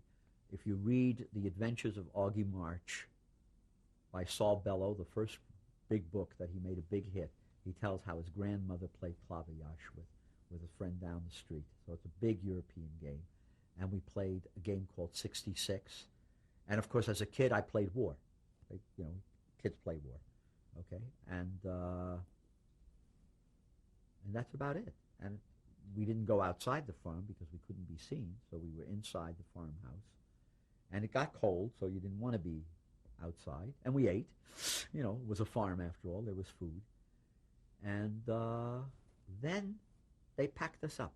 It was evening, Thursday, and they packed us up. And here comes the first funny story. There is a bar. This bar lies on the Dutch-Belgian border. It's a tavern, and it has one entrance on the Dutch side and one entrance on the Belgian side. And the time to cross the border, of course, is payday, because all the farmers and all the people who work get paid, okay? And as they get paid, where do they spend their money? In the bar. So the bar is like 6 deep, right? And you're going to get lost in that bar, and it's watched by the Germans, but they can't watch everybody. And so what we did is we walked in one end and came out in Belgium, all right? Because people were constantly walking in on payday, and besides which, why would they look for us? See? I mean, we weren't missing. Nobody had announced our escape or anything like that, right? So we just walked in one end and out the other, and now we were in Belgium. Now our tsuris really began, because we were now in a foreign country, and we certainly had no legitimate papers. All we had was that J card, right? Which, of course, by then we didn't have, because that was no time to even have it. So we had no papers whatsoever, all right? But this woman knew what to do, okay? She went at a time, she was very smart, and all the things that we did were at a time when there would be the least amount of danger. So we traveled in the evening and at night, okay, when really people were tired and they were not looking, but still, it was very, very dangerous. We come into the train station in Essen, because we're now, which is right on, see, we were in Roosendaal on the Dutch side, Essen is on the Belgian side, and we're going to take a train from Essen to Brussels, where we have mishpacha, and we're going to stay with our mishpacha over Pesach, because it's before Pesach, right? We're going to stay with our mishpacha over Pesach. We come into the train station in Essen, and there are German soldiers lined up at parade rest with rifles ready on both sides of the platform. Scariest thing you ever saw, because now I understood, hey, we're illegal here. We get caught, it's all over, all right? My mother and my aunt is holding the baby, my mother's holding me by the arm. We're marching down to on the platform to get to the train, right? And right over against us comes the biggest Luftwaffe officer you have seen in your life. I mean, to me, he was 8 feet tall. He was probably no bigger than 6'2", right? But I'm a little kid, right? He was 8 feet tall. And he goes right up to my aunt. We're scared stiff. We're making in our pants. And he comes up to my aunt and he said, would the gnädige Frau permit him to carry the baby? Because he has a baby just like that he's left and hasn't seen in 6 months. Would we let him carry that baby? Are you kidding? He was our passport. Nobody was going to look at us while he's carrying the baby. Right? So he carried the baby, and we marched along with him as our escort right into the train, and he made sure that we had a comfortable cabin, and he sat us down. Comfortable quarters, and he sat us down, and he left. And we thanked him. And the train took off, and we had no adventures till we got to Brussels, but that was enough for that evening. The train got to Brussels at about 9:30 in the evening, and my uncle Yidel, who was not really my uncle, he was my mother's uncle. He was a great uncle, was there to greet us. He was a very, very nice man. He did not survive the war either. And we stayed in his place over Pesach. Now, while we were staying at his place, our little lady was very, very busy to guide. As I said, she had contacts both in the underground and in the criminal sections of Belgium. And 2 days hence, well, that next day, photographers came and took our pictures that she had. And 2 days later, we had false papers. The false papers said that we were Dutchmen who had been living in Belgium all our lives, but we were Dutch citizens. Okay, we were Dutch citizens living in Belgium. And that took care of several knotty problems. One, because we were Dutch citizens, that was a great reason why we couldn't speak French. Okay, so we couldn't speak French. We couldn't speak French. That was fine. Okay, if we had been Belgians, then why couldn't we speak French? But this way we were Dutch citizens, and they looked perfectly kosher. Of course, if you then started to investigate where these papers come from and where they were registered, of course the whole thing would fall apart, right? But if you just say papieren and you look at them, they look perfectly kosher. So that was good, all right? And so now we were planning to take the second part of the journey. We didn't stay with my uncle over all Pesach. We just stayed over the first days, and Chol HaMoed, we left second day. Now, what had happened was a big mix-up. My mother had packed 2 trunks full of food, and we actually were carrying valises of food, okay? And they somehow or other were left at the Psychobugs in all the hullabaloo when we crossed the border, and we never recovered them. So now we were in real trouble, because once we were out of my uncle's house, we may have had papers, but we had no ration cards.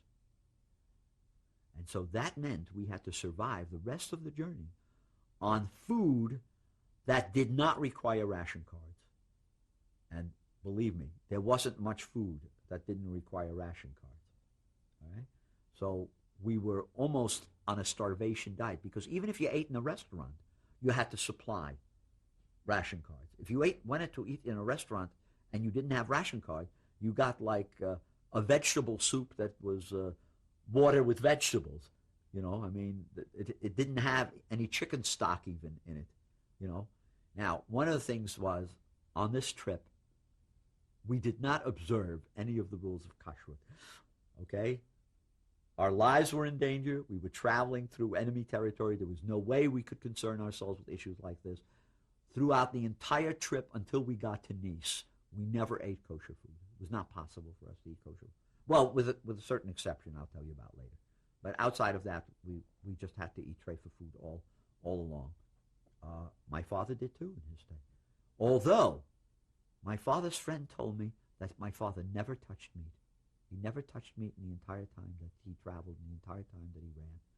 But he insisted that I eat meat, because he wanted to make sure that I had protein in my diet. And if there were eggs, I mean, we're talking about egg. An egg was a rarity. You would not find an egg. This was 42. The Germans had taken all the food. The Germans had taken, the amount of food that was left was horrible. The bread, those French breads that you see, how great they are? Well, they were not made of wheat. They were made of chaff. The stuff that you pick off the mill's floor. That's what they were made of. If you bought it in the morning, by afternoon it was rotten. You had to throw it out. It didn't keep longer than 6 hours. After 6 hours, you could eat it. It was a rock. You could bat somebody over the head. It was a weapon. Okay, that's how bad it was. Was the reason you stopped in Belgium, in Brussels, was it because you wanted to stop for Passover, or the French woman needed? Double. It was the Passover stop, and at the same time, it was gave her a chance in Brussels to get us papers. Did she find you? Now, this may not be a question you can answer, but was it safe to stay that long in one place? Even funny thing was that for a long time it was less dangerous in Brussels than it was in The Hague. You see, when they put these people in administrative posts, the Germans, the guy who was in charge in Holland was a man by the name of Seyss-Inquart, who was a very cruel, famous Nazi. And in fact, he was in that first set of Nazis with Goering that was prosecuted in Nuremberg, and he ultimately got the death sentence because he was such a vicious dog. The Gauleiter in Belgium was a much kinder soul. His mischief didn't start till much, much later, in fact, until he was removed. And there was somebody after that. So the Belgian situation was a much safer one for the moment than the Dutch situation. You will find, statistically speaking, many more Belgian Jews survived than Dutch Jews. But there were lots of other reasons for that. Okay, it's a historic reasons going back to when Jews first came to Holland in the 16th century. But we're here to talk about right. you. Yeah. So it was much safer, but ultimately we left. And this woman had it all figured out. We would travel by train from place to place, and she had a crossing point, all decided. The crossing, if you look at the map of France, the way it was divided, The Germans occupied France all the way down to Spain on the coast side because they wanted the Atlantic coast for their submarines. But inland was this gigantic piece that belonged to Vichy. And towards Switzerland, it reached quite far north. So she wanted us to travel through occupied territory as little as possible. So the first night, I remember, we stopped in Nancy, which is a very famous university town in Alsace-Lorraine. And the second night, we stopped in a little town called Besançon, which is also a university town, by the way, now. It's called the University of Besançon. Very nice. Very charming little town. It goes back to the Renaissance, and it's on a river, and it has these... It's really a beautiful place, but we didn't see much of it. We were holed up in this hotel. Besançon was like 20 miles north of the border between occupied France and unoccupied France. And there was a farmer that she had had contact with, whom my father had used with his cronies, okay? He had found them, all right? They had used to cross from occupied to unoccupied France there, all right? Well, this guy was very busy. A lot of demands were made on his time. So we were not going to be crossing the border till the 4th or 5th day. So we were holed up there. I mean, she contacted him immediately, but he told her that he had this and this and that, and he couldn't handle us till Friday. Okay, so we were supposed to schedule to be crossing the border on Friday. Only one problem. Wednesday, he was caught. The Germans caught him, and they caught him with like 9 people, and they executed them all. And they let you know that because it was a headline in all the papers. So the third night, I mean, we would always stay holed up in the hotel. We would never leave the room unless we absolutely had to. She did all the going. She did all the traveling, everything that had to be done. She came back from downstairs, and she was ashen. She was ashen. We said, "What's wrong? What's wrong?" And she showed us the headline. He had been caught with 9 other people, immediately shot, and the Germans wanted you to know that so that other people wouldn't try it. Of course, this was their way of cowing you, all right? So now we were in deep mud, all right? And how did we get out of here? Well, luckily, she was very, very resourceful. She figured if you could get false papers in Brussels, you got to be able to figure out in Paris what to do. In Paris, everything's for sale. It's wartime, you know, it's occupied. Everything's for sale. As long as you have money, you should be able to figure out what to do, okay? So she said, all right, we're in a terrible fix here, but there's only one thing to do, and that's to go through Paris. And this is where it got to be very dangerous because we were going to spend minimal time here, and now we were going to go right across the country in occupied France all the way, it turned out, all the way, okay? When I tell you what our route was, it was really frightening, okay? But we had to get to Paris because there was nothing that could be done in Besançon, nothing. It was just too small a town, and we couldn't even be seen. Immediately suspicions would arise, and you couldn't trust the French population. They would just as soon betray you as look at you, you know, okay? So there was no way. Well, we got on the train. We took a night train to Paris. In separate compartments, we sat in the front of the train behind the locomotive. We, my mother, my aunt, the baby, the 4 of us, and the 3 women in one cabin, and that other family in the second compartment with the French woman. So there were 5 of us, and we're traveling to Paris, and we're sleeping. I mean, you sleep in the train. And we're going to stop here and change the reel. Okay, so you're in the compartment. We're in the compartment. We're sleeping, and the train stops in Dijon, famous mustard place, only I didn't know that, right? Capital of Burgundy. And we hear this terrible noise, terrible clatter. The Germans, as they did from time to time, are going through the train and asking for papers. In other words, they got on at the station, and they're asking for papers. Now, clearly, we had false papers, but they wouldn't bear very close scrutiny, and you have no idea. I mean, if they went to all the trouble of going through the train, obviously they're going through the trouble of scrutinizing the papers. So the woman wakes us up, and she says, "We must get off the train. We must get off the train." So we got off the train. You have to picture this. The Germans are marching up the train from the back to the front.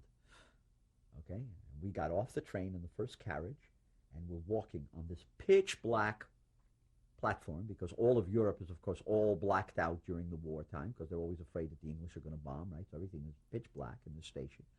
And what's happening is we can see, as we're walking on the platform, we can see the Germans inside the train, walking from compartment to compartment, asking for papers.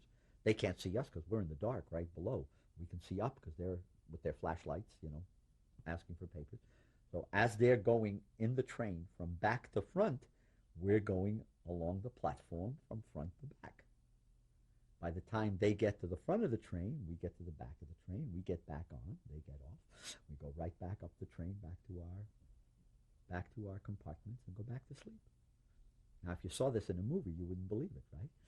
Because it seems really far-fetched, but I would swear to that one, I tell you.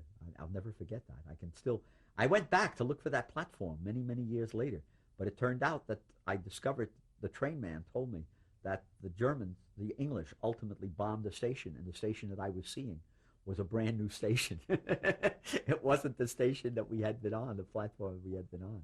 So, but this morning we got to Paris. This woman found us a hotel somewhere off the Rue de Rivoli, and we stayed put while she went about searching for whatever things she could search for so that we would have a way out of there. And she was gone for 2-3 days. She would come back every night, but during the day and sometimes in the evening she would go out and find all kinds of haunts, and she solved the problem. She came back and she said, okay, I've got it. Only it's going to be the most dangerous thing that we have to do beforehand. We have to travel all the way down to Bordeaux. You picture that, Paris up here, Bordeaux. So essentially what we did is we made this entire trip right across France through this whole occupied territory, okay? And she said, near Bordeaux, there's an area where one can cross the border, which is not guarded too heavily. And the French know about it, and the word is out among the French, and that's what we're going to try for. So now we come to Bordeaux. Well, all hell breaks loose. In the first place, the hotel she puts us up with is a hotel where there is a company of Dutch Nazi soldiers billeted. All right? And they're speaking Dutch all around us. And we have to make believe we understand nothing. Okay? And not only that, but we can't catch their eye or anything, because the last thing in the world we want to do is engage anybody in any kind of conversation to betray ourselves, because, so we can't even stay in the hotel at this point. At night, Bordeaux is a submarine port. It's being bombed every night by the English, okay? Or at least they're flying over it. They might not bomb it every night, but every night they flew over it. Every night the sirens went on, all right? What did you do? We stayed in the room. Stayed in the room, huddled, okay? During the day, we can't stay in the hotel, so we're out on the street, walking aimlessly, just as if we belong in the street, as if we're shopping. We're walking with shopping bags, as if we're shopping, looking in the stores. But, of course, we're not buying anything because we don't have that kind of our money has to be spent in much more careful ways. The food at the hotel, we can't eat anywhere except at the food hotel, and all we can do is eat this food that's non-rationed, right? Now, believe it or not, one of the things we ate a lot of during that trip were coconuts. Coconuts came from Africa. There were lots and lots of them, and they were not rationed. I have never been able to look a coconut in the face after this. I ate a lot of coconuts, and I hated coconuts after that, like I never hated food with passion. Okay? We drank the milk. We drank the coconut milk, and we ate the food. Well, at this point, they broke us up. The woman broke us up. And she now divided us into two parties where we were going to cross the border. And we were going to cross on different days because we didn't want to risk it all on the same day. So on the day, it was also, I believe, towards the end of the week, this taxi cab picks us up at our hotel and takes us back north to a little town called Angoulême. And near Angoulême is where the crossing was. So the taxi cab drops us, and he is part of the deal. So he instructs us as follows. He says, when I drop you, you walk across this forest. And on the other side of the forest is a road. And once you get to that road, you are in unoccupied territory. There are German soldiers who guard the forest, but they've been bribed. Okay? And they're not generally here at this time of day. Right? So my mother, my aunt carrying the baby, my mother and I, we start walking. And it was just as he said. We went through the forest, and we got to the road. However, picture it. The border at this point runs north-south. The road runs parallel to the border. Okay? We're in unoccupied France. But we have no idea whether to proceed right or left. None whatsoever. I mean, here's a road. What do we do now? They never told us that. They never told us that. So we start to walk, and pretty soon there's a sign, because there's another wall, a road hitting it. There's a sign. The sign says, Marai to the left, M-A-R-E-U-I-L something or other, Ribarak to the right. And my mother and my aunt, we look at the sign, I look at the sign, and we have no idea what to do. I mean, we're like truly verblunget. You know, what do we do now? And I gave him a push. Marai sounds like Ma, very friendly, very nice. I said, let's go that way. They listened to me. Believe it or not, they listened to me. We went that way. We went to Marai. Okay, the road goes and it turns. And all of a sudden, as it turns, there is a blockhouse with two French gendarmes sitting in it, and they see us walking on the road, and they motion us over. We don't know any French, right? I mean, barely. But we understand what they're saying. Where did you come from? Over there. What do you mean, over there? Show me your papers. Show him our papers, right? We're Dutchmen living in Belgium. What the hell are we doing here?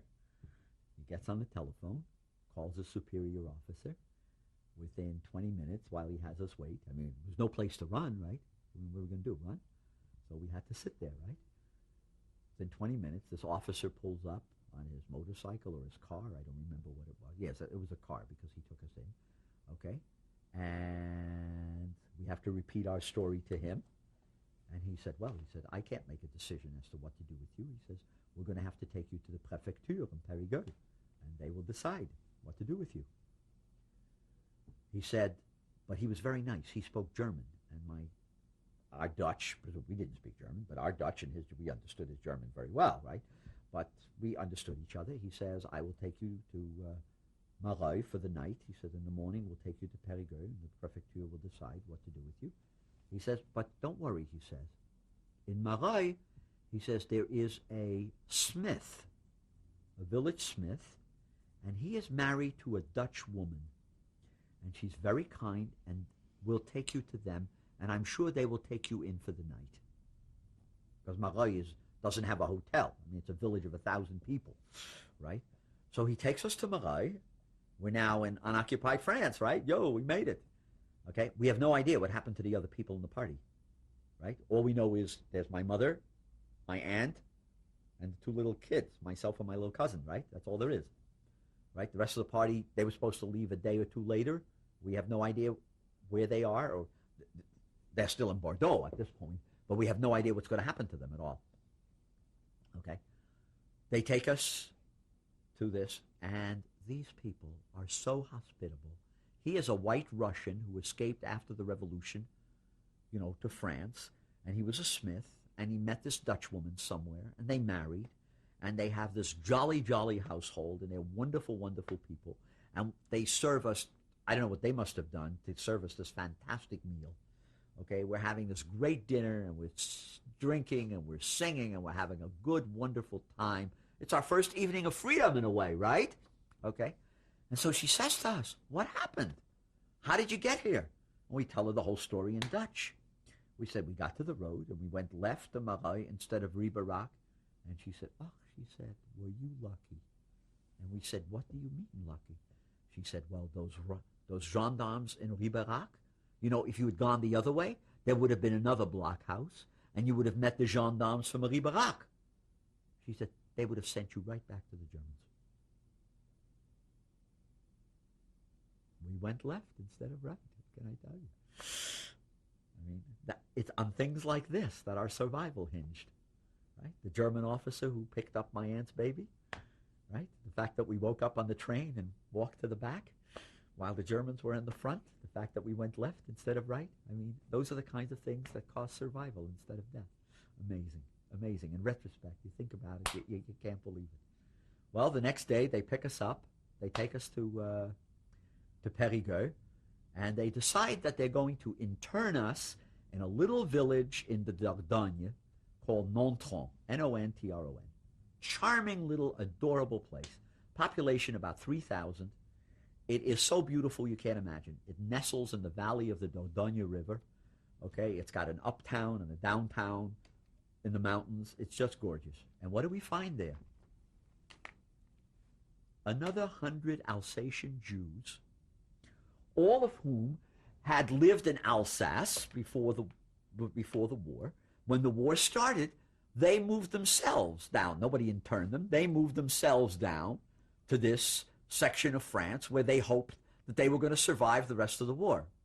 I'm afraid they didn't, but they thought they would, right? We're now talking April of 42. April of 42. They think they're ensconced there and they're going to survive the war forever. What town were you near? The biggest town is Périgueux. Have you heard of it? Yeah, because I interviewed a woman who was one of these Alsatian Jews. Ah, then you know. Okay, and it's in the Périgord area of France. And the Périgord area is known for its terrific food, the great wines and terrific eating. Okay? And so it didn't take us long before we found a French Jewish farmer. And every afternoon, we would go off to this French Jewish farmer, and there was a shochet in town. And this farmer would buy livestock for us, and the shochet would kill it ritually. And we actually had at least one kosher meal a day for dinner. We'd go to this farm, we'd have dinner there every day, we'd play cards. This guy was a real, how would I say it? He was a real rough and tough guy, but he was a French Jewish farmer, and he took us in every after. We paid him, of course, we paid him with our dwindling money that my mother had stolen the goods. Okay, and this went on. And my father came to visit us, and my aunt, her husband, Eddie, who had engineered all this, came. This was the first time my parents had seen each other in 6 months. Right? My father got permission from the government, the French government, because when he registered in Nice, he also had to abide by certain laws. Well, he greased some palms, and they gave him a safe conduct, and he was able to travel with Eddie. They traveled at different times. And we were in Nontron for several months. My aunt couldn't stand it. She was a young woman. Her husband was so close and yet so far. Okay? So one day she figured out she was going to escape. There was one train out a day. One train out a day, that's it. You had to get from Nontron to Périgueux, and then you had to take the express across from Périgueux to Toulouse, and then from Toulouse down to Nice. But she decided, she and her husband figured out that was the way to do it. He was dying for her. They were young people, right? They were newlyweds almost, right? They'd been married maybe 2-3 years. They're pining away for each other. They used me as a decoy because the gendarme looked the train over every day, okay? And he saw me near the train.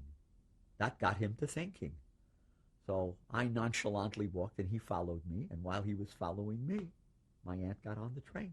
And the train took off, and she made it. Because if the French had caught her, she didn't have a sauve-conduit. They would have done something drastic to her, but they didn't catch her. You know, the French were notably lax in these things. I mean, presumably the Vichy government was looking through the train, but lots of trains they didn't look through, so she got lucky. See, that's one of the things that you discovered, and I'm sure people who have been on the run tell you. If you blend in with the rest of the population and you don't look any different than anybody else, there's no reason for the Germans to think that you're escaping. You look like everybody else.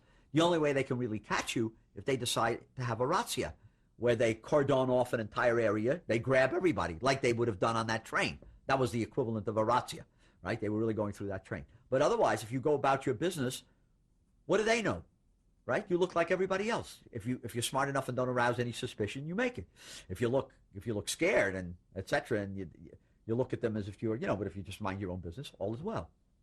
All right? So my mother and I were now stuck in Nontron by ourselves, all right, with all these Jews. And I had my usual trials and tribulations because I didn't go to school. And it wasn't long before the urchins in town discovered me, and their favorite sport was to chase me.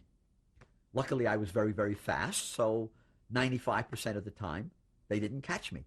But I learned a lot. You get tired of running. So one day, quite by accident, it was interesting, quite by accident, My mother went in to buy ice cream on the main square. It was getting warm. It was May. And she went in to buy ice cream on the square. And I'm sitting on the fountain. The town has a square, a plotz in the center. It has a fountain. Keep talking. Just keep talking. It has a... That's all I need to do? Yeah. You don't want to take it back to before the... No, all you have to do is say, I want to clarify. Okay. this. I just want to clarify that it was the aunt and the baby who were with us in Nontron, and she's the one who made the run for it on the train where I was the decoy.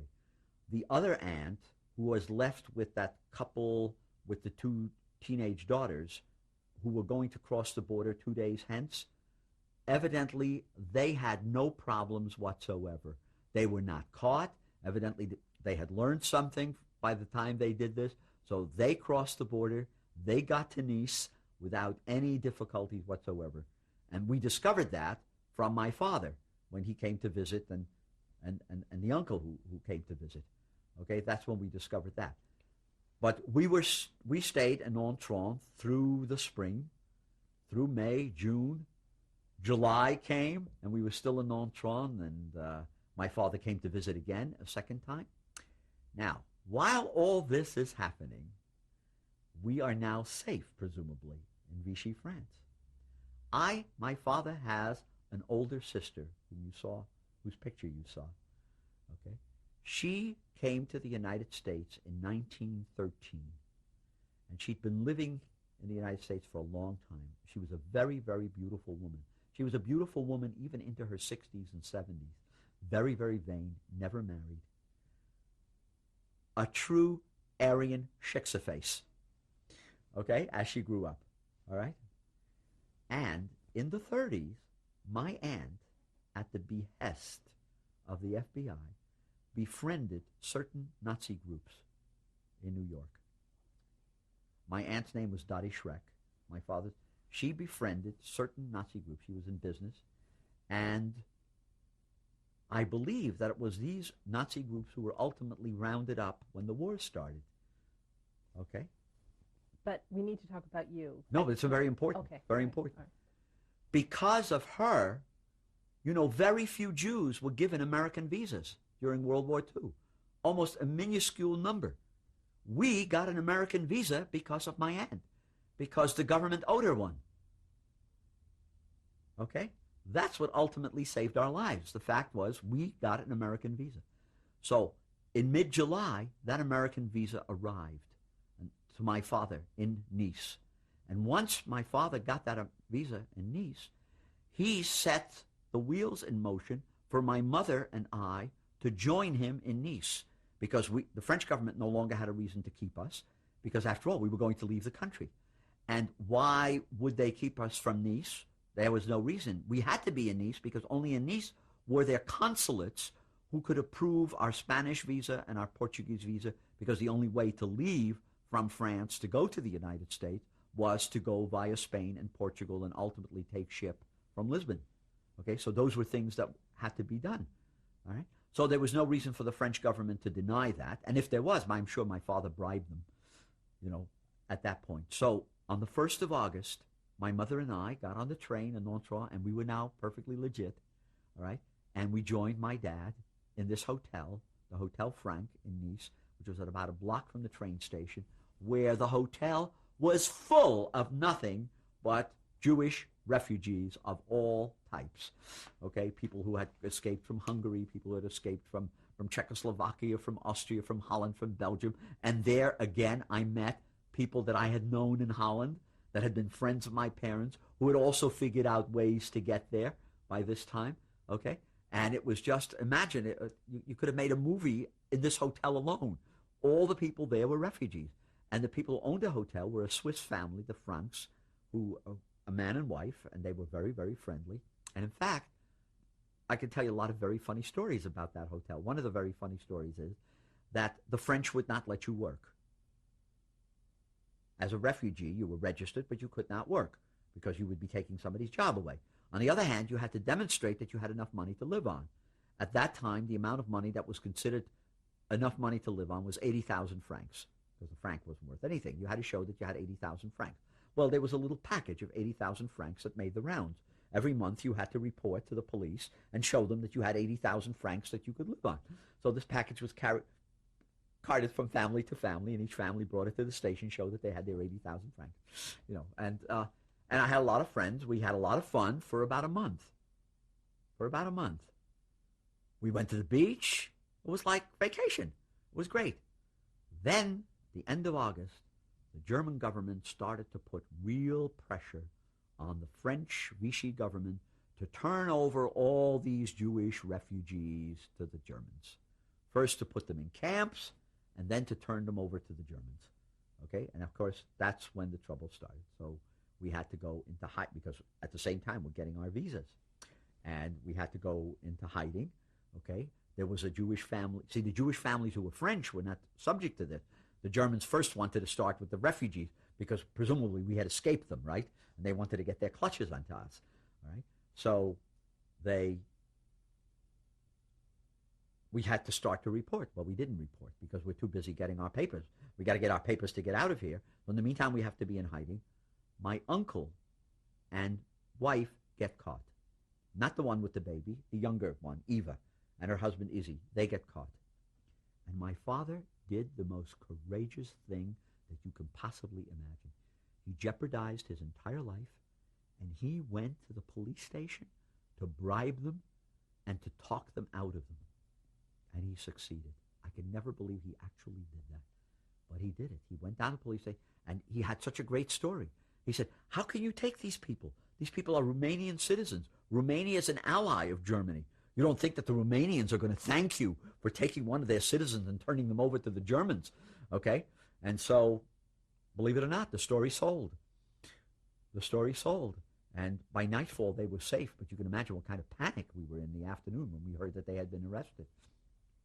Well, the pressure let up for a little bit. It was Yom Kippur. And there was a shul in Nice. And of course, we all went. But it was the most disquieting, frightening Yom Kippur that you could possibly imagine. Because every person there was beginning to realize how heavily the hands of the, even though you were in Vichy France, how heavily the hands of the Germans lay on Vichy France. And nobody figured that they'd be alive for another Yom Kippur. They really didn't. You could see panic on people's faces. I mean, people cried and wept and wailed, and everybody had a different idea. People were bribing the Cuban consulate to get Cuban passports so that at least they would look safe, that they had a Cuban passport to walk around with. People figured that they would escape to Italy because it was safer under Mussolini than to be under Vichy. Other people were scheming how they could get themselves up to the Geneva area so that you couldn't cross the mountains, but they tried to figure out ways that they could cross the lake into Switzerland. Okay, everybody had a different scheme, all right, and everybody was panicked. I mean, you cannot imagine. And amidst all this panic, the 5th of October came, and my family and I, we got on a train, and we left on a Friday, and we were going to stop off because there were some Dutch refugees that my father knew, very, very old friends, that had settled in Marseille, and we were going to visit with them. We were going to spend Shabbat with them over the weekend, and then from there, we were going to go to Spain. And we also heard that one of our aunts, remember the oldest brother, my mother's oldest brother? Well, he was killed as a prisoner of war by the Germans. But his widow and her 4 sons had managed to escape to a little village near Toulouse, which was an unoccupied, also in Vichy France. And so we were going to meet with her at a cafe near the train station in Toulouse. You know, I mean, people, you haven't seen each other in years, right, Mishpacha? Who knows whether we'll see each other again, you know? And we made the rendezvous with her. We had written to them we were going to do this. And so we took the train to Marseille. We stayed with this family. I don't remember their last name, but I remember the woman's name was Golda. I don't remember his name. She had a small child. We stayed with them over Shabbat on the weekend. Then we took the train from there to Toulouse. And the train arrived in Toulouse at 2 o'clock at night from Marseille. And we were supposed to meet her in this cafe somewhere between 2 and 4. And then at 4 o'clock, there was another train which was going to go from Toulouse to the Spanish border. I mean, we had all the papers now. We were as legitimate. You couldn't be any more kosher than we were at this point. All right? We were going to go into Spain, and we were going to be safe, okay? Well, my aunt never showed. My aunt never showed. So there we were in this cafe near the station for 2 hours, worried sick. What could have happened to her? Okay? And it was lost, this opportunity. We took the train. She survived. I showed you her picture with the 7 cousins. Okay? She survived. We got to Spain, Canfranc. The Spanish put us through a lot of grilling, but we were kosher. We had Spanish visas. We had Portuguese visas. And we arrived in Madrid the next day, and it was Columbus Day. And I never knew Columbus Day was a big festival in Madrid. There we were. We arrive in Madrid. The whole town is full of buntings, flags over. It's a major holiday.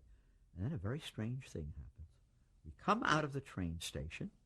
We've just arrived in Madrid. We come out of the train station, and there's somebody standing there yelling in Dutch, "Who here is from Holland? Who here is from Holland?" And we're safe. Nobody can harm us. We're here from Holland. He says, "There is a hotel here where all the Dutch refugees stay. Your stay will be paid for by the Dutch government." Hey, they took us to this hotel. I still remember the name of the hotel. It was the Hotel Moro in Madrid. It was on one of the main drags. I don't think it exists anymore. I don't think I could find it. Okay? And everybody in this hotel was Dutch. All right? Dutch Jews, Dutch non-Jews, all refugees from the Nazis, except that they were also government functionaries. And they spent the whole day trying to persuade my father that instead of going to America and the United States, he should come to Curacao, because they were putting ships together of Dutch citizens that were going to go to Curacao, and they were going to stay there during the war in this Dutch colony. And then after the war was over, everybody was going to go back to Holland. And it was going to be, the Dutch government obviously felt terribly, terribly responsible for what had happened, and they really felt that they would do the best by all the people who had escaped. And my father said, absolutely not. He had made his mind up. He was going to go to the United States. And they kept him almost to the last minute when it was time to catch our train to go to Lisbon. We caught the train to Lisbon that very afternoon. Again, a night train. We were in Lisbon the next day. And then we had to do all the things that had to be done in Lisbon we had to get ourselves inoculated. We had to do all the things. We were in Lisbon for about a week.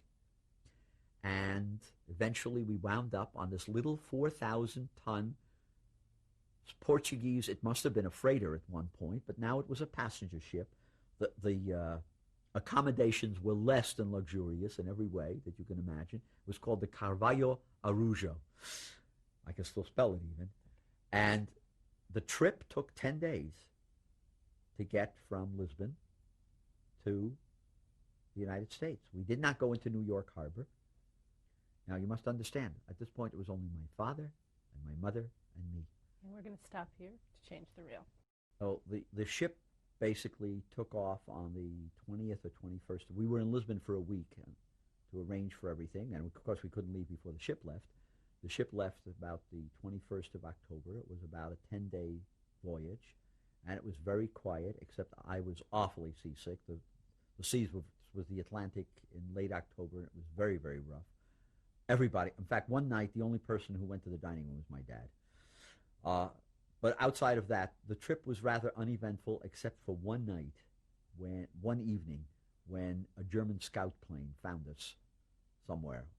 And we were very, very worried about that. We thought that there was a very good chance that maybe we would be torpedoed by some German submarines that this scout plane would have connected with. But that didn't happen, luckily. In fact, that was the only thing that we really saw that related to the war at all. The war came to an abrupt end on the 1st of November when we arrived in Chesapeake Bay. In those days, New York Harbor was barred because of the submarine scare. There were submarines all around New York. In fact, they sank the Normandy in the harbor, actually. All right. But in Chesapeake Bay was deemed safe, so Baltimore was going to be the place where we came off. And it was surreal. We sail up Chesapeake Bay on the 1st of November.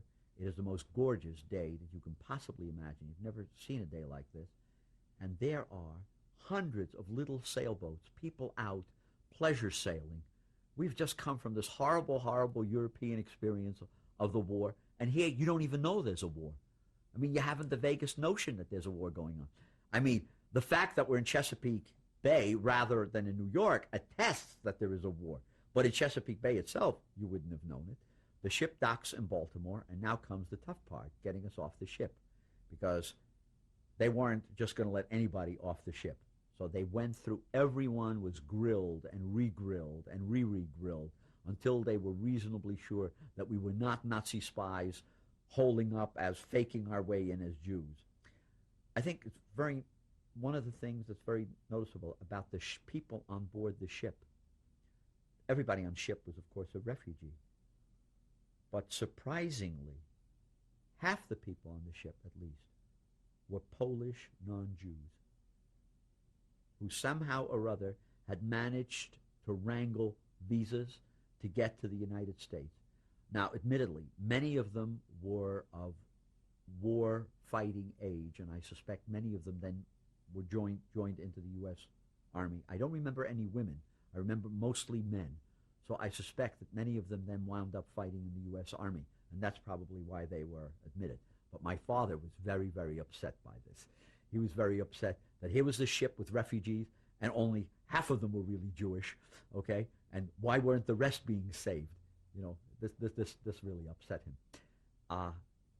My father was grilled especially because he was a man of affairs, and he had been in southern France for a long time. So they really wanted to know everything. They wanted to know about the status of what it was like over there, what were people thinking, what were people eating, what were people drinking, what was their daily lives like. And in fact, 4 weeks after we arrived in the United States, the government invited him back again for 2 days to Washington, where he talked and testified. And there is some kind of myth that exists that the United States really didn't know about the existing concentration camps, okay, and that we discovered this when our troops marched into Germany, and there, to our great horror, they were. The answer to that is, of course, that's baloney. The United States knew fully well that there were these concentration camps. They knew throughout the entire war, and my father was one of the people who testified on it because we knew that they existed. We knew that they just didn't ship you to Poland as a labor camp. Which is what I want to ask you. I have a couple questions. I want to try to get you back on track Okay. here. Did you witness your father being interrogated on the ship? No, they interrogated everybody separately. So he went into you never this, and you never no. heard it. Okay. No, and I was never interrogated myself because All right, I was a little kid. Okay, that's number one. Number two, when you were in The Hague, were you aware of Westerbork at that time? No, Westerbork did not exist yet. Okay. I think Westerbork came into being a month or so after we ran. Okay. I think Westerbork came into being in okay. 42. Now, it had been used for different purposes. Right, which we don't the have Dutch to, had used it. Which we yes. don't have to talk about. Right. Okay, now I want to talk about Paris. While you were in Paris, did you stay in a hotel? Yes. Did you ever leave the hotel? Never left the hotel. Never I saw nothing of Paris except what I saw in the taxi from the train to the hotel and from the hotel to the train. So did when you we see left. Germans in Paris? That's Oh what I'm yes, trying. oh yes. From the hotel On the street, window? from the hotel window, on the street when we were in the cab, in the train station. Of course, they were always in train stations. You know, train stations were guarded pretty heavily. But we thought at that point they were too busy to really, our papers would carry us through. Now the other thing is, once your journey started, once you left The Hague, Right. what you never mentioned, and maybe this didn't happen in any way, this didn't touch you, were you in any real bombings? Were there, and did you? In Bordeaux. Bordeaux was the only place, there were air raids, but we were not in bombings. I mean, air raids, in Paris we were in an air raid because the British were flying over to go somewhere else. So as they were flying over, the air sirens would start. When they were gone, when they came back, you know, the air sirens blew again. But the only place that we were really bombed was Bordeaux. Bordeaux, they bombed the submarine base because that's what the Germans used as a submarine base. Did you actually see the bombing yourself? What we saw was we saw the tracers in the night sky. Awfully pretty pictures. It's like fireworks. You can get seduced by that. You know, if you don't realize that it carries death, you say, "Ooh, how pretty." Also, while you were, every time there was an air raid, no matter where you were, did you ever leave to go into the basement or into a? No, we just stayed put. We stayed put. We didn't want anybody to know we were there. And they, believe me, they didn't check around who was left in the rooms or not. All right? We just stayed in the room because we wanted to have no contact with anyone. We figured the less contact you had with anybody, the better off you were. Okay. And so obviously you didn't take any toys, you didn't take anything with you from The home. only thing I had was cards and books. I'm addicted to both, still. So you got to Washington, and where did, if you could just Well, briefly we were in Baltimore. Okay, we were in Baltimore, and our family met us. Once we were allowed to get off the ship, which was like the evening of the second day. All right, we were on the ship maybe the evening of the third day. I don't really remember that part well. Okay, we were on the ship for a long time while they were grilling everybody. And first, of course, you had to wait your turn. All right, then when your turn came, then they grilled you for a long time. And finally, they said, "Okay, you're clear," and we were clear to leave. And at that point, we got off the ship, and there was my aunt and uncle, who had come here from Brussels.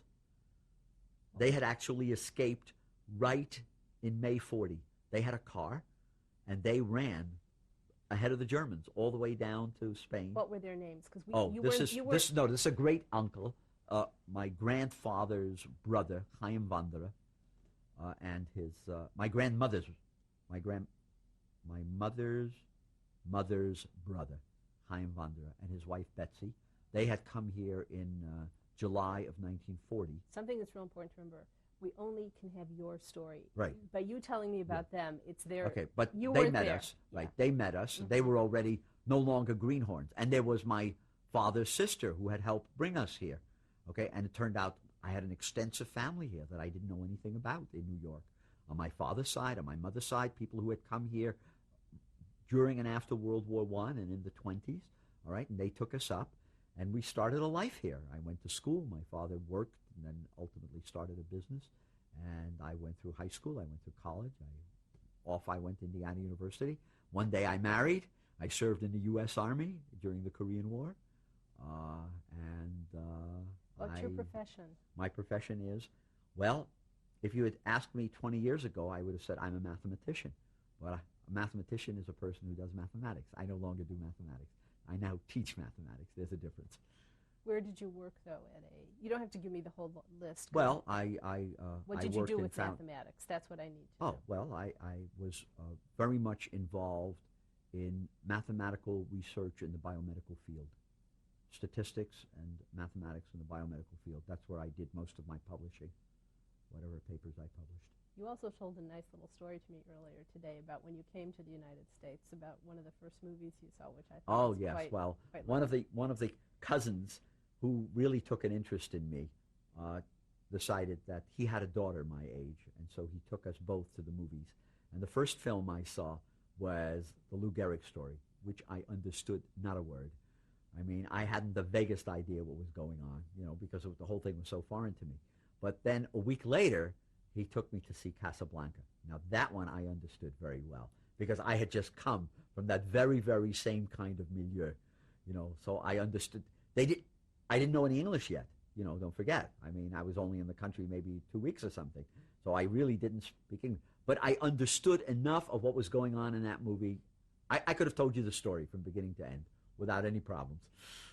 And you eventually married. Yes, I married. That's an interesting story. I married this young woman with whom I met at college. She was a fellow student of mine at the City College of New York. And on the day we married, her side of the family came together with my side of the family. And my mother looked at her and reasoned for the first time, and she said, "But we're related." Because their name was Balmuth, B-A-L-M-U-T-H, and my grandmother was a Balamut, B-A-L-A-M-U-T, which only meant the difference in spelling, but they had come from the same village in Poland, Dębic, like I told you before. And so it was clear there was no way. I mean, we were not close relatives, but I'm sure we were somewhere second or third cousins, you know, who had managed to find each other. We were married for 16 years, my first wife and I. Her name was Harriet Edelstein Balmuth. And you had children? And we had 2 children. I have 2 daughters, Diane and Nancy. Are either of them married? Both of them are married. Do they have children? Diane has 2 small children. Diane's in her late 30s and 2 small children. My youngest daughter is an entrepreneur. She has no time for that. So why don't you tell me for whom your daughters are named and your grandchildren? Okay. My oldest daughter is Diane Renee, and that's really Dina Shoshana in Hebrew. And the Dina is the D for David, who was her mother's father, who had died when her mother was very young. Harriet's father died when she was very young. And the Shoshana is really Rose for, we didn't call her Rose, for my grandmother Rose. Shoshana is a rose in Hebrew, so we called her that. My second daughter is Nancy Tara in English, but in Hebrew she's Toba Naomi, Toba, for my grandmother on my father's side, whose name was Toba, and the Naomi was again on my wife's side of the family, an Uncle Nachman. So she got to be Naomi.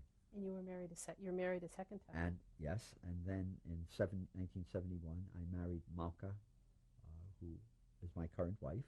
What's her last name? Well, at that time her name was Neve. She had been married to an Israeli. It was her second marriage and my second marriage. And we met in New Jersey, and we've been married. It's going to be our 25th wedding anniversary this fall, this October. Mazel tov. Yes. And she had 2 children, but you told She had 2 children from her first marriage, and those 2 children ultimately became my children in the sense that I brought them up, but I was never able to adopt them because their father had abandoned them, but we really didn't want him to know where they were, so we didn't want his permission for me to adopt them. Probably wouldn't have been granted. So I brought them up anyway, as if they were adopted by me, and ultimately when their majorities occurred, when they were old enough, they both went and legally changed their last names to mine. And what are their names? Okay, the daughter who got married last year, her name is Shalva, which is a Hebrew name meaning serene, serenity, Shalva, and she's married to an Iranian-Israeli Jew. And my son's name, I think of him as my son, my son's name is Tamir, means tall and straight, and he is a graduate of UCal Berkeley, and a very, very bright young man who works at the frontier in computing.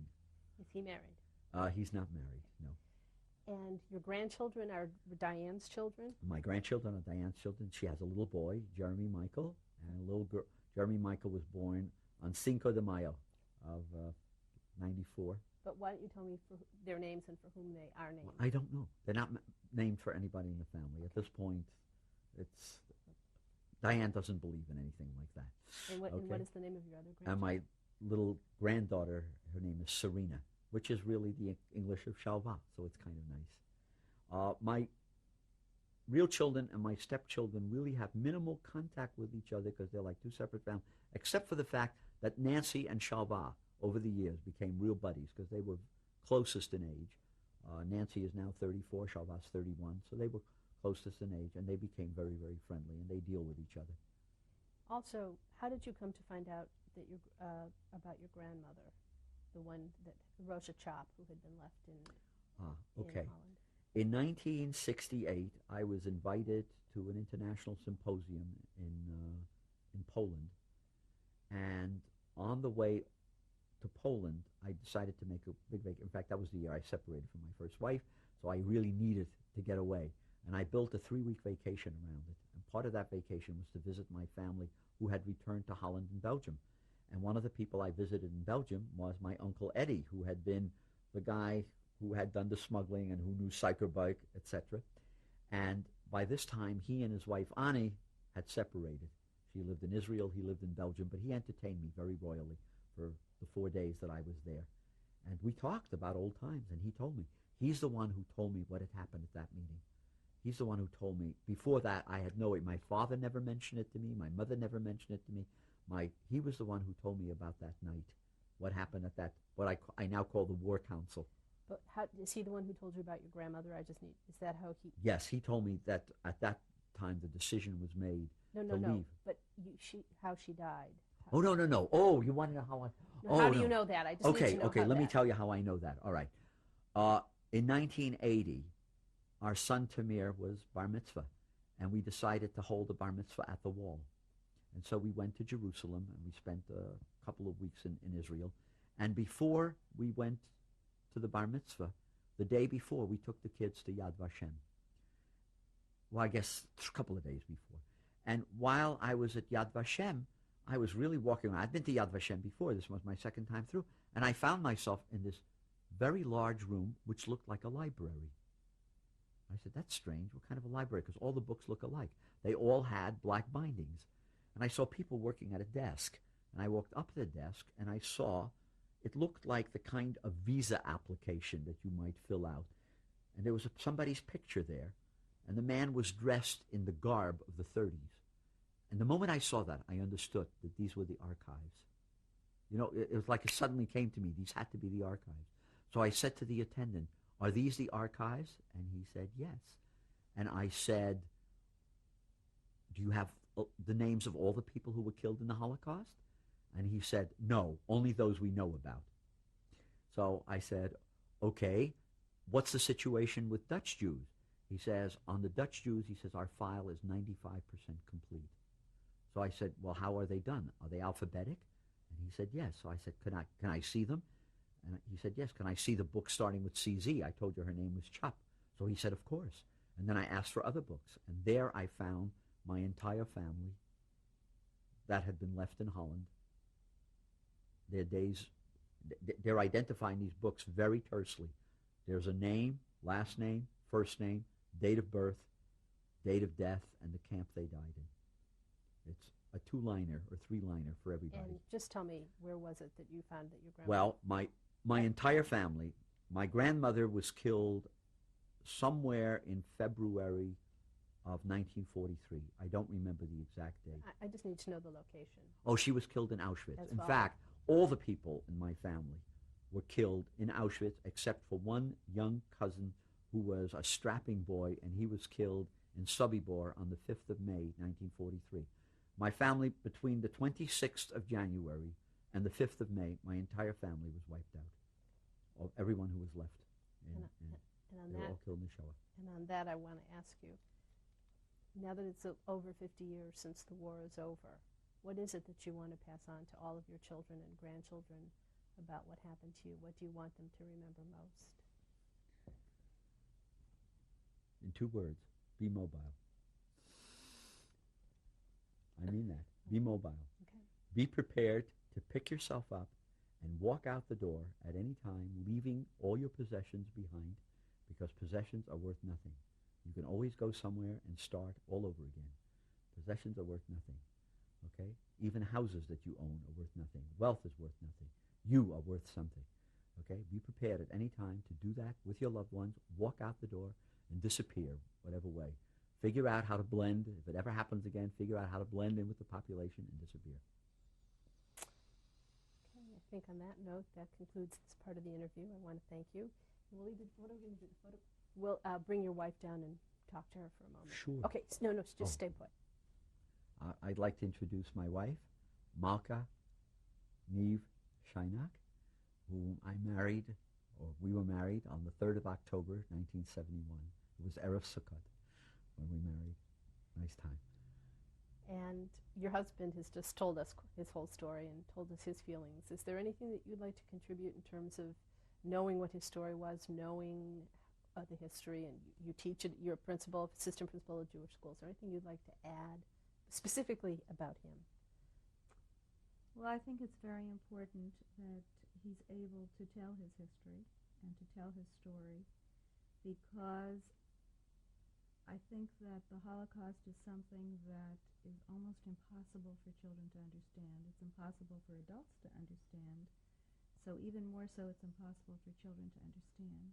And I think that, I hope that it's a healing process for him to be able to come into the schools, because he's been to many schools and he's spoken to many groups, and to be able to tell his story for obvious reasons. Children need to hear this over and over and over again, and maybe one day they'll realize that the intensity and the horrible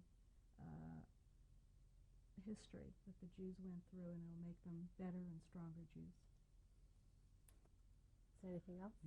Well, you know, my story is a great story because it's a winner's story. Essentially, those people have ran with me. We won. We won. We're here. We're alive. Right? Those people try to put us to death. They didn't succeed. We won.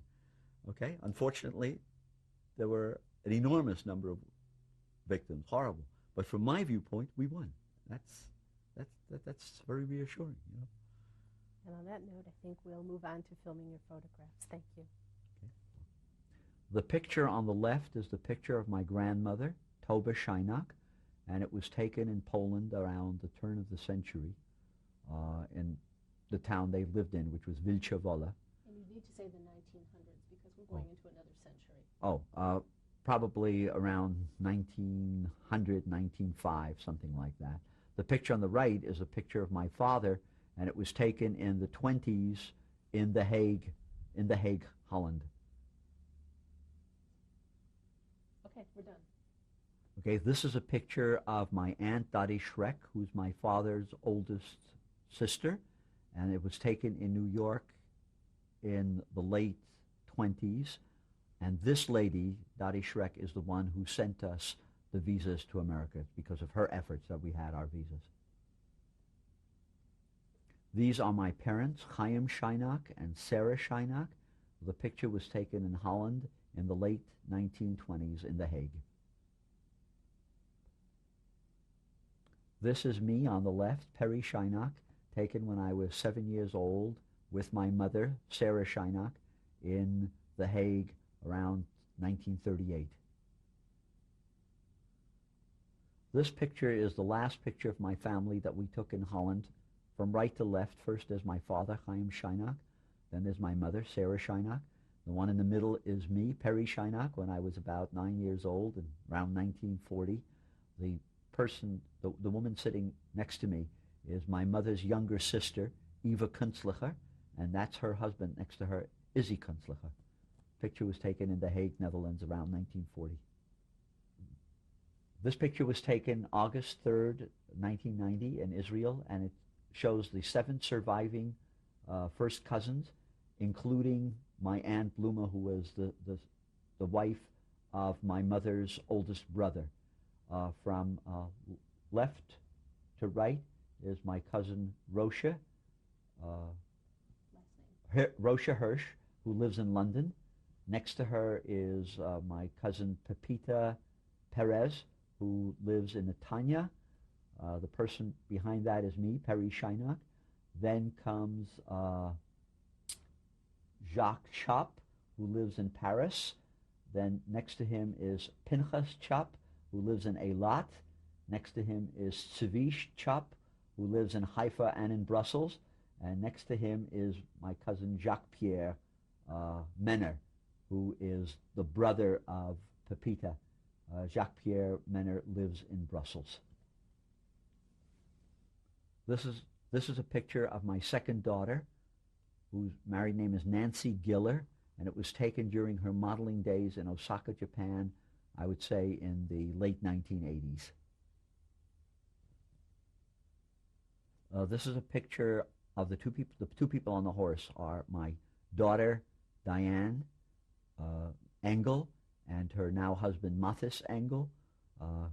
My daughter was a dancer at that time, working in Germany, and this picture was taken in the early 1990s, somewhere near Hamburg, Germany. This is a picture of my second set of children. On the right is Tamir Scheinok, and he has his arms around his sister, Shalva Scheinok. This picture was taken in his apartment in Oakland in the early 1990s. This is a picture of my oldest grandchild, Jeremy Michael Engel, and it was taken in Hamburg in 1995. He was born in 1993, right? No, he was born in 1995. Oh, okay. Right? No, 1994. I'm sorry, 1994. It It was taken in 1994. He was about 4 or 5 months old. This is a picture of my youngest grandchild, Serena Engel, and she was born in a suburb of Sydney, Australia, and this was taken around October of 1995 when she was about a month old. This is the last picture, and it is a picture of my dear wife Malka and I dancing at our daughter Shalva's wedding in the Mariani Vineyards in the Santa Cruz Mountains, taken in August of 1994. In Santa Cruz Mountains in California. I want to thank you very much. I want to thank you very much. This has been quite an extraordinary story.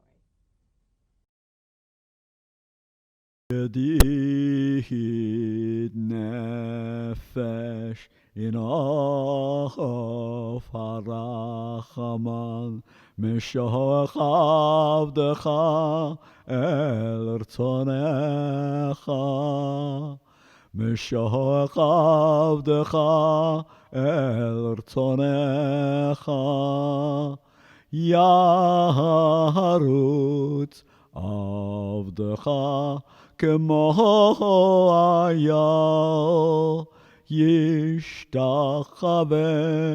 ישתחווה אל מול הדרך ונרף לו ידידותיך ונרף לו ידידותיך ונרף לו ידידותיך מנופס צוף בכל טעם.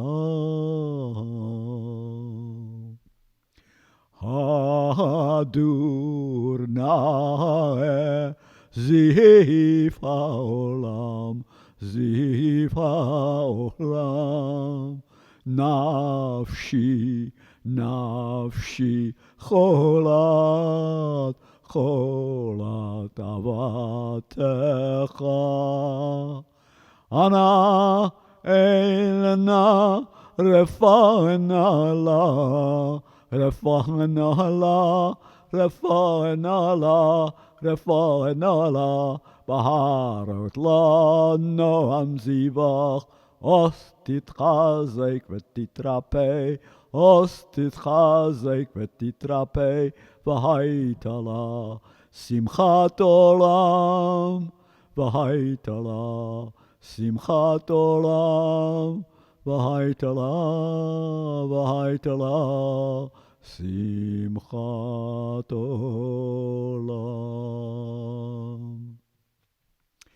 ותיק, ותיק, ימינו רחמך, ימינו רחמך, ימינו רחמך, וחוסנה, וחוסנה, על בין אהובך. ותיק ימינו רחמך, ותיק ימינו רחמך, וחוסנה, וחוסנה, על בין אהובך. כי זה כמה, או נחשוף, או נחשפתי לראות, בהרה בתפארת עזך. אלה חמדה, חמדה ליבי, בחוסנה, ואל תתעלם, בחוסנה, ואל תתעלם, בחוסנה, בחוסנה, ואל תתעלם.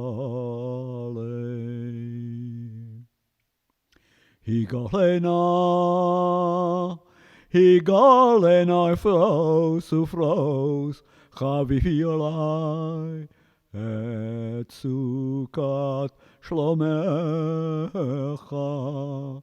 תאיר ארץ, תאיר ארץ מכבודך, תאיר ארץ, תאיר ארץ מכבודך, נהגילה ונשבחה בך, נהגילה ונשבחבך, מהר אהוב כי במועד, כי במועד, כי במועד, מהר אהוב כי במועד, כי במועד, וחננו, וחננו, וחננו, וחננו, כימי עולם, וחננו, וחננו, כימי עולם.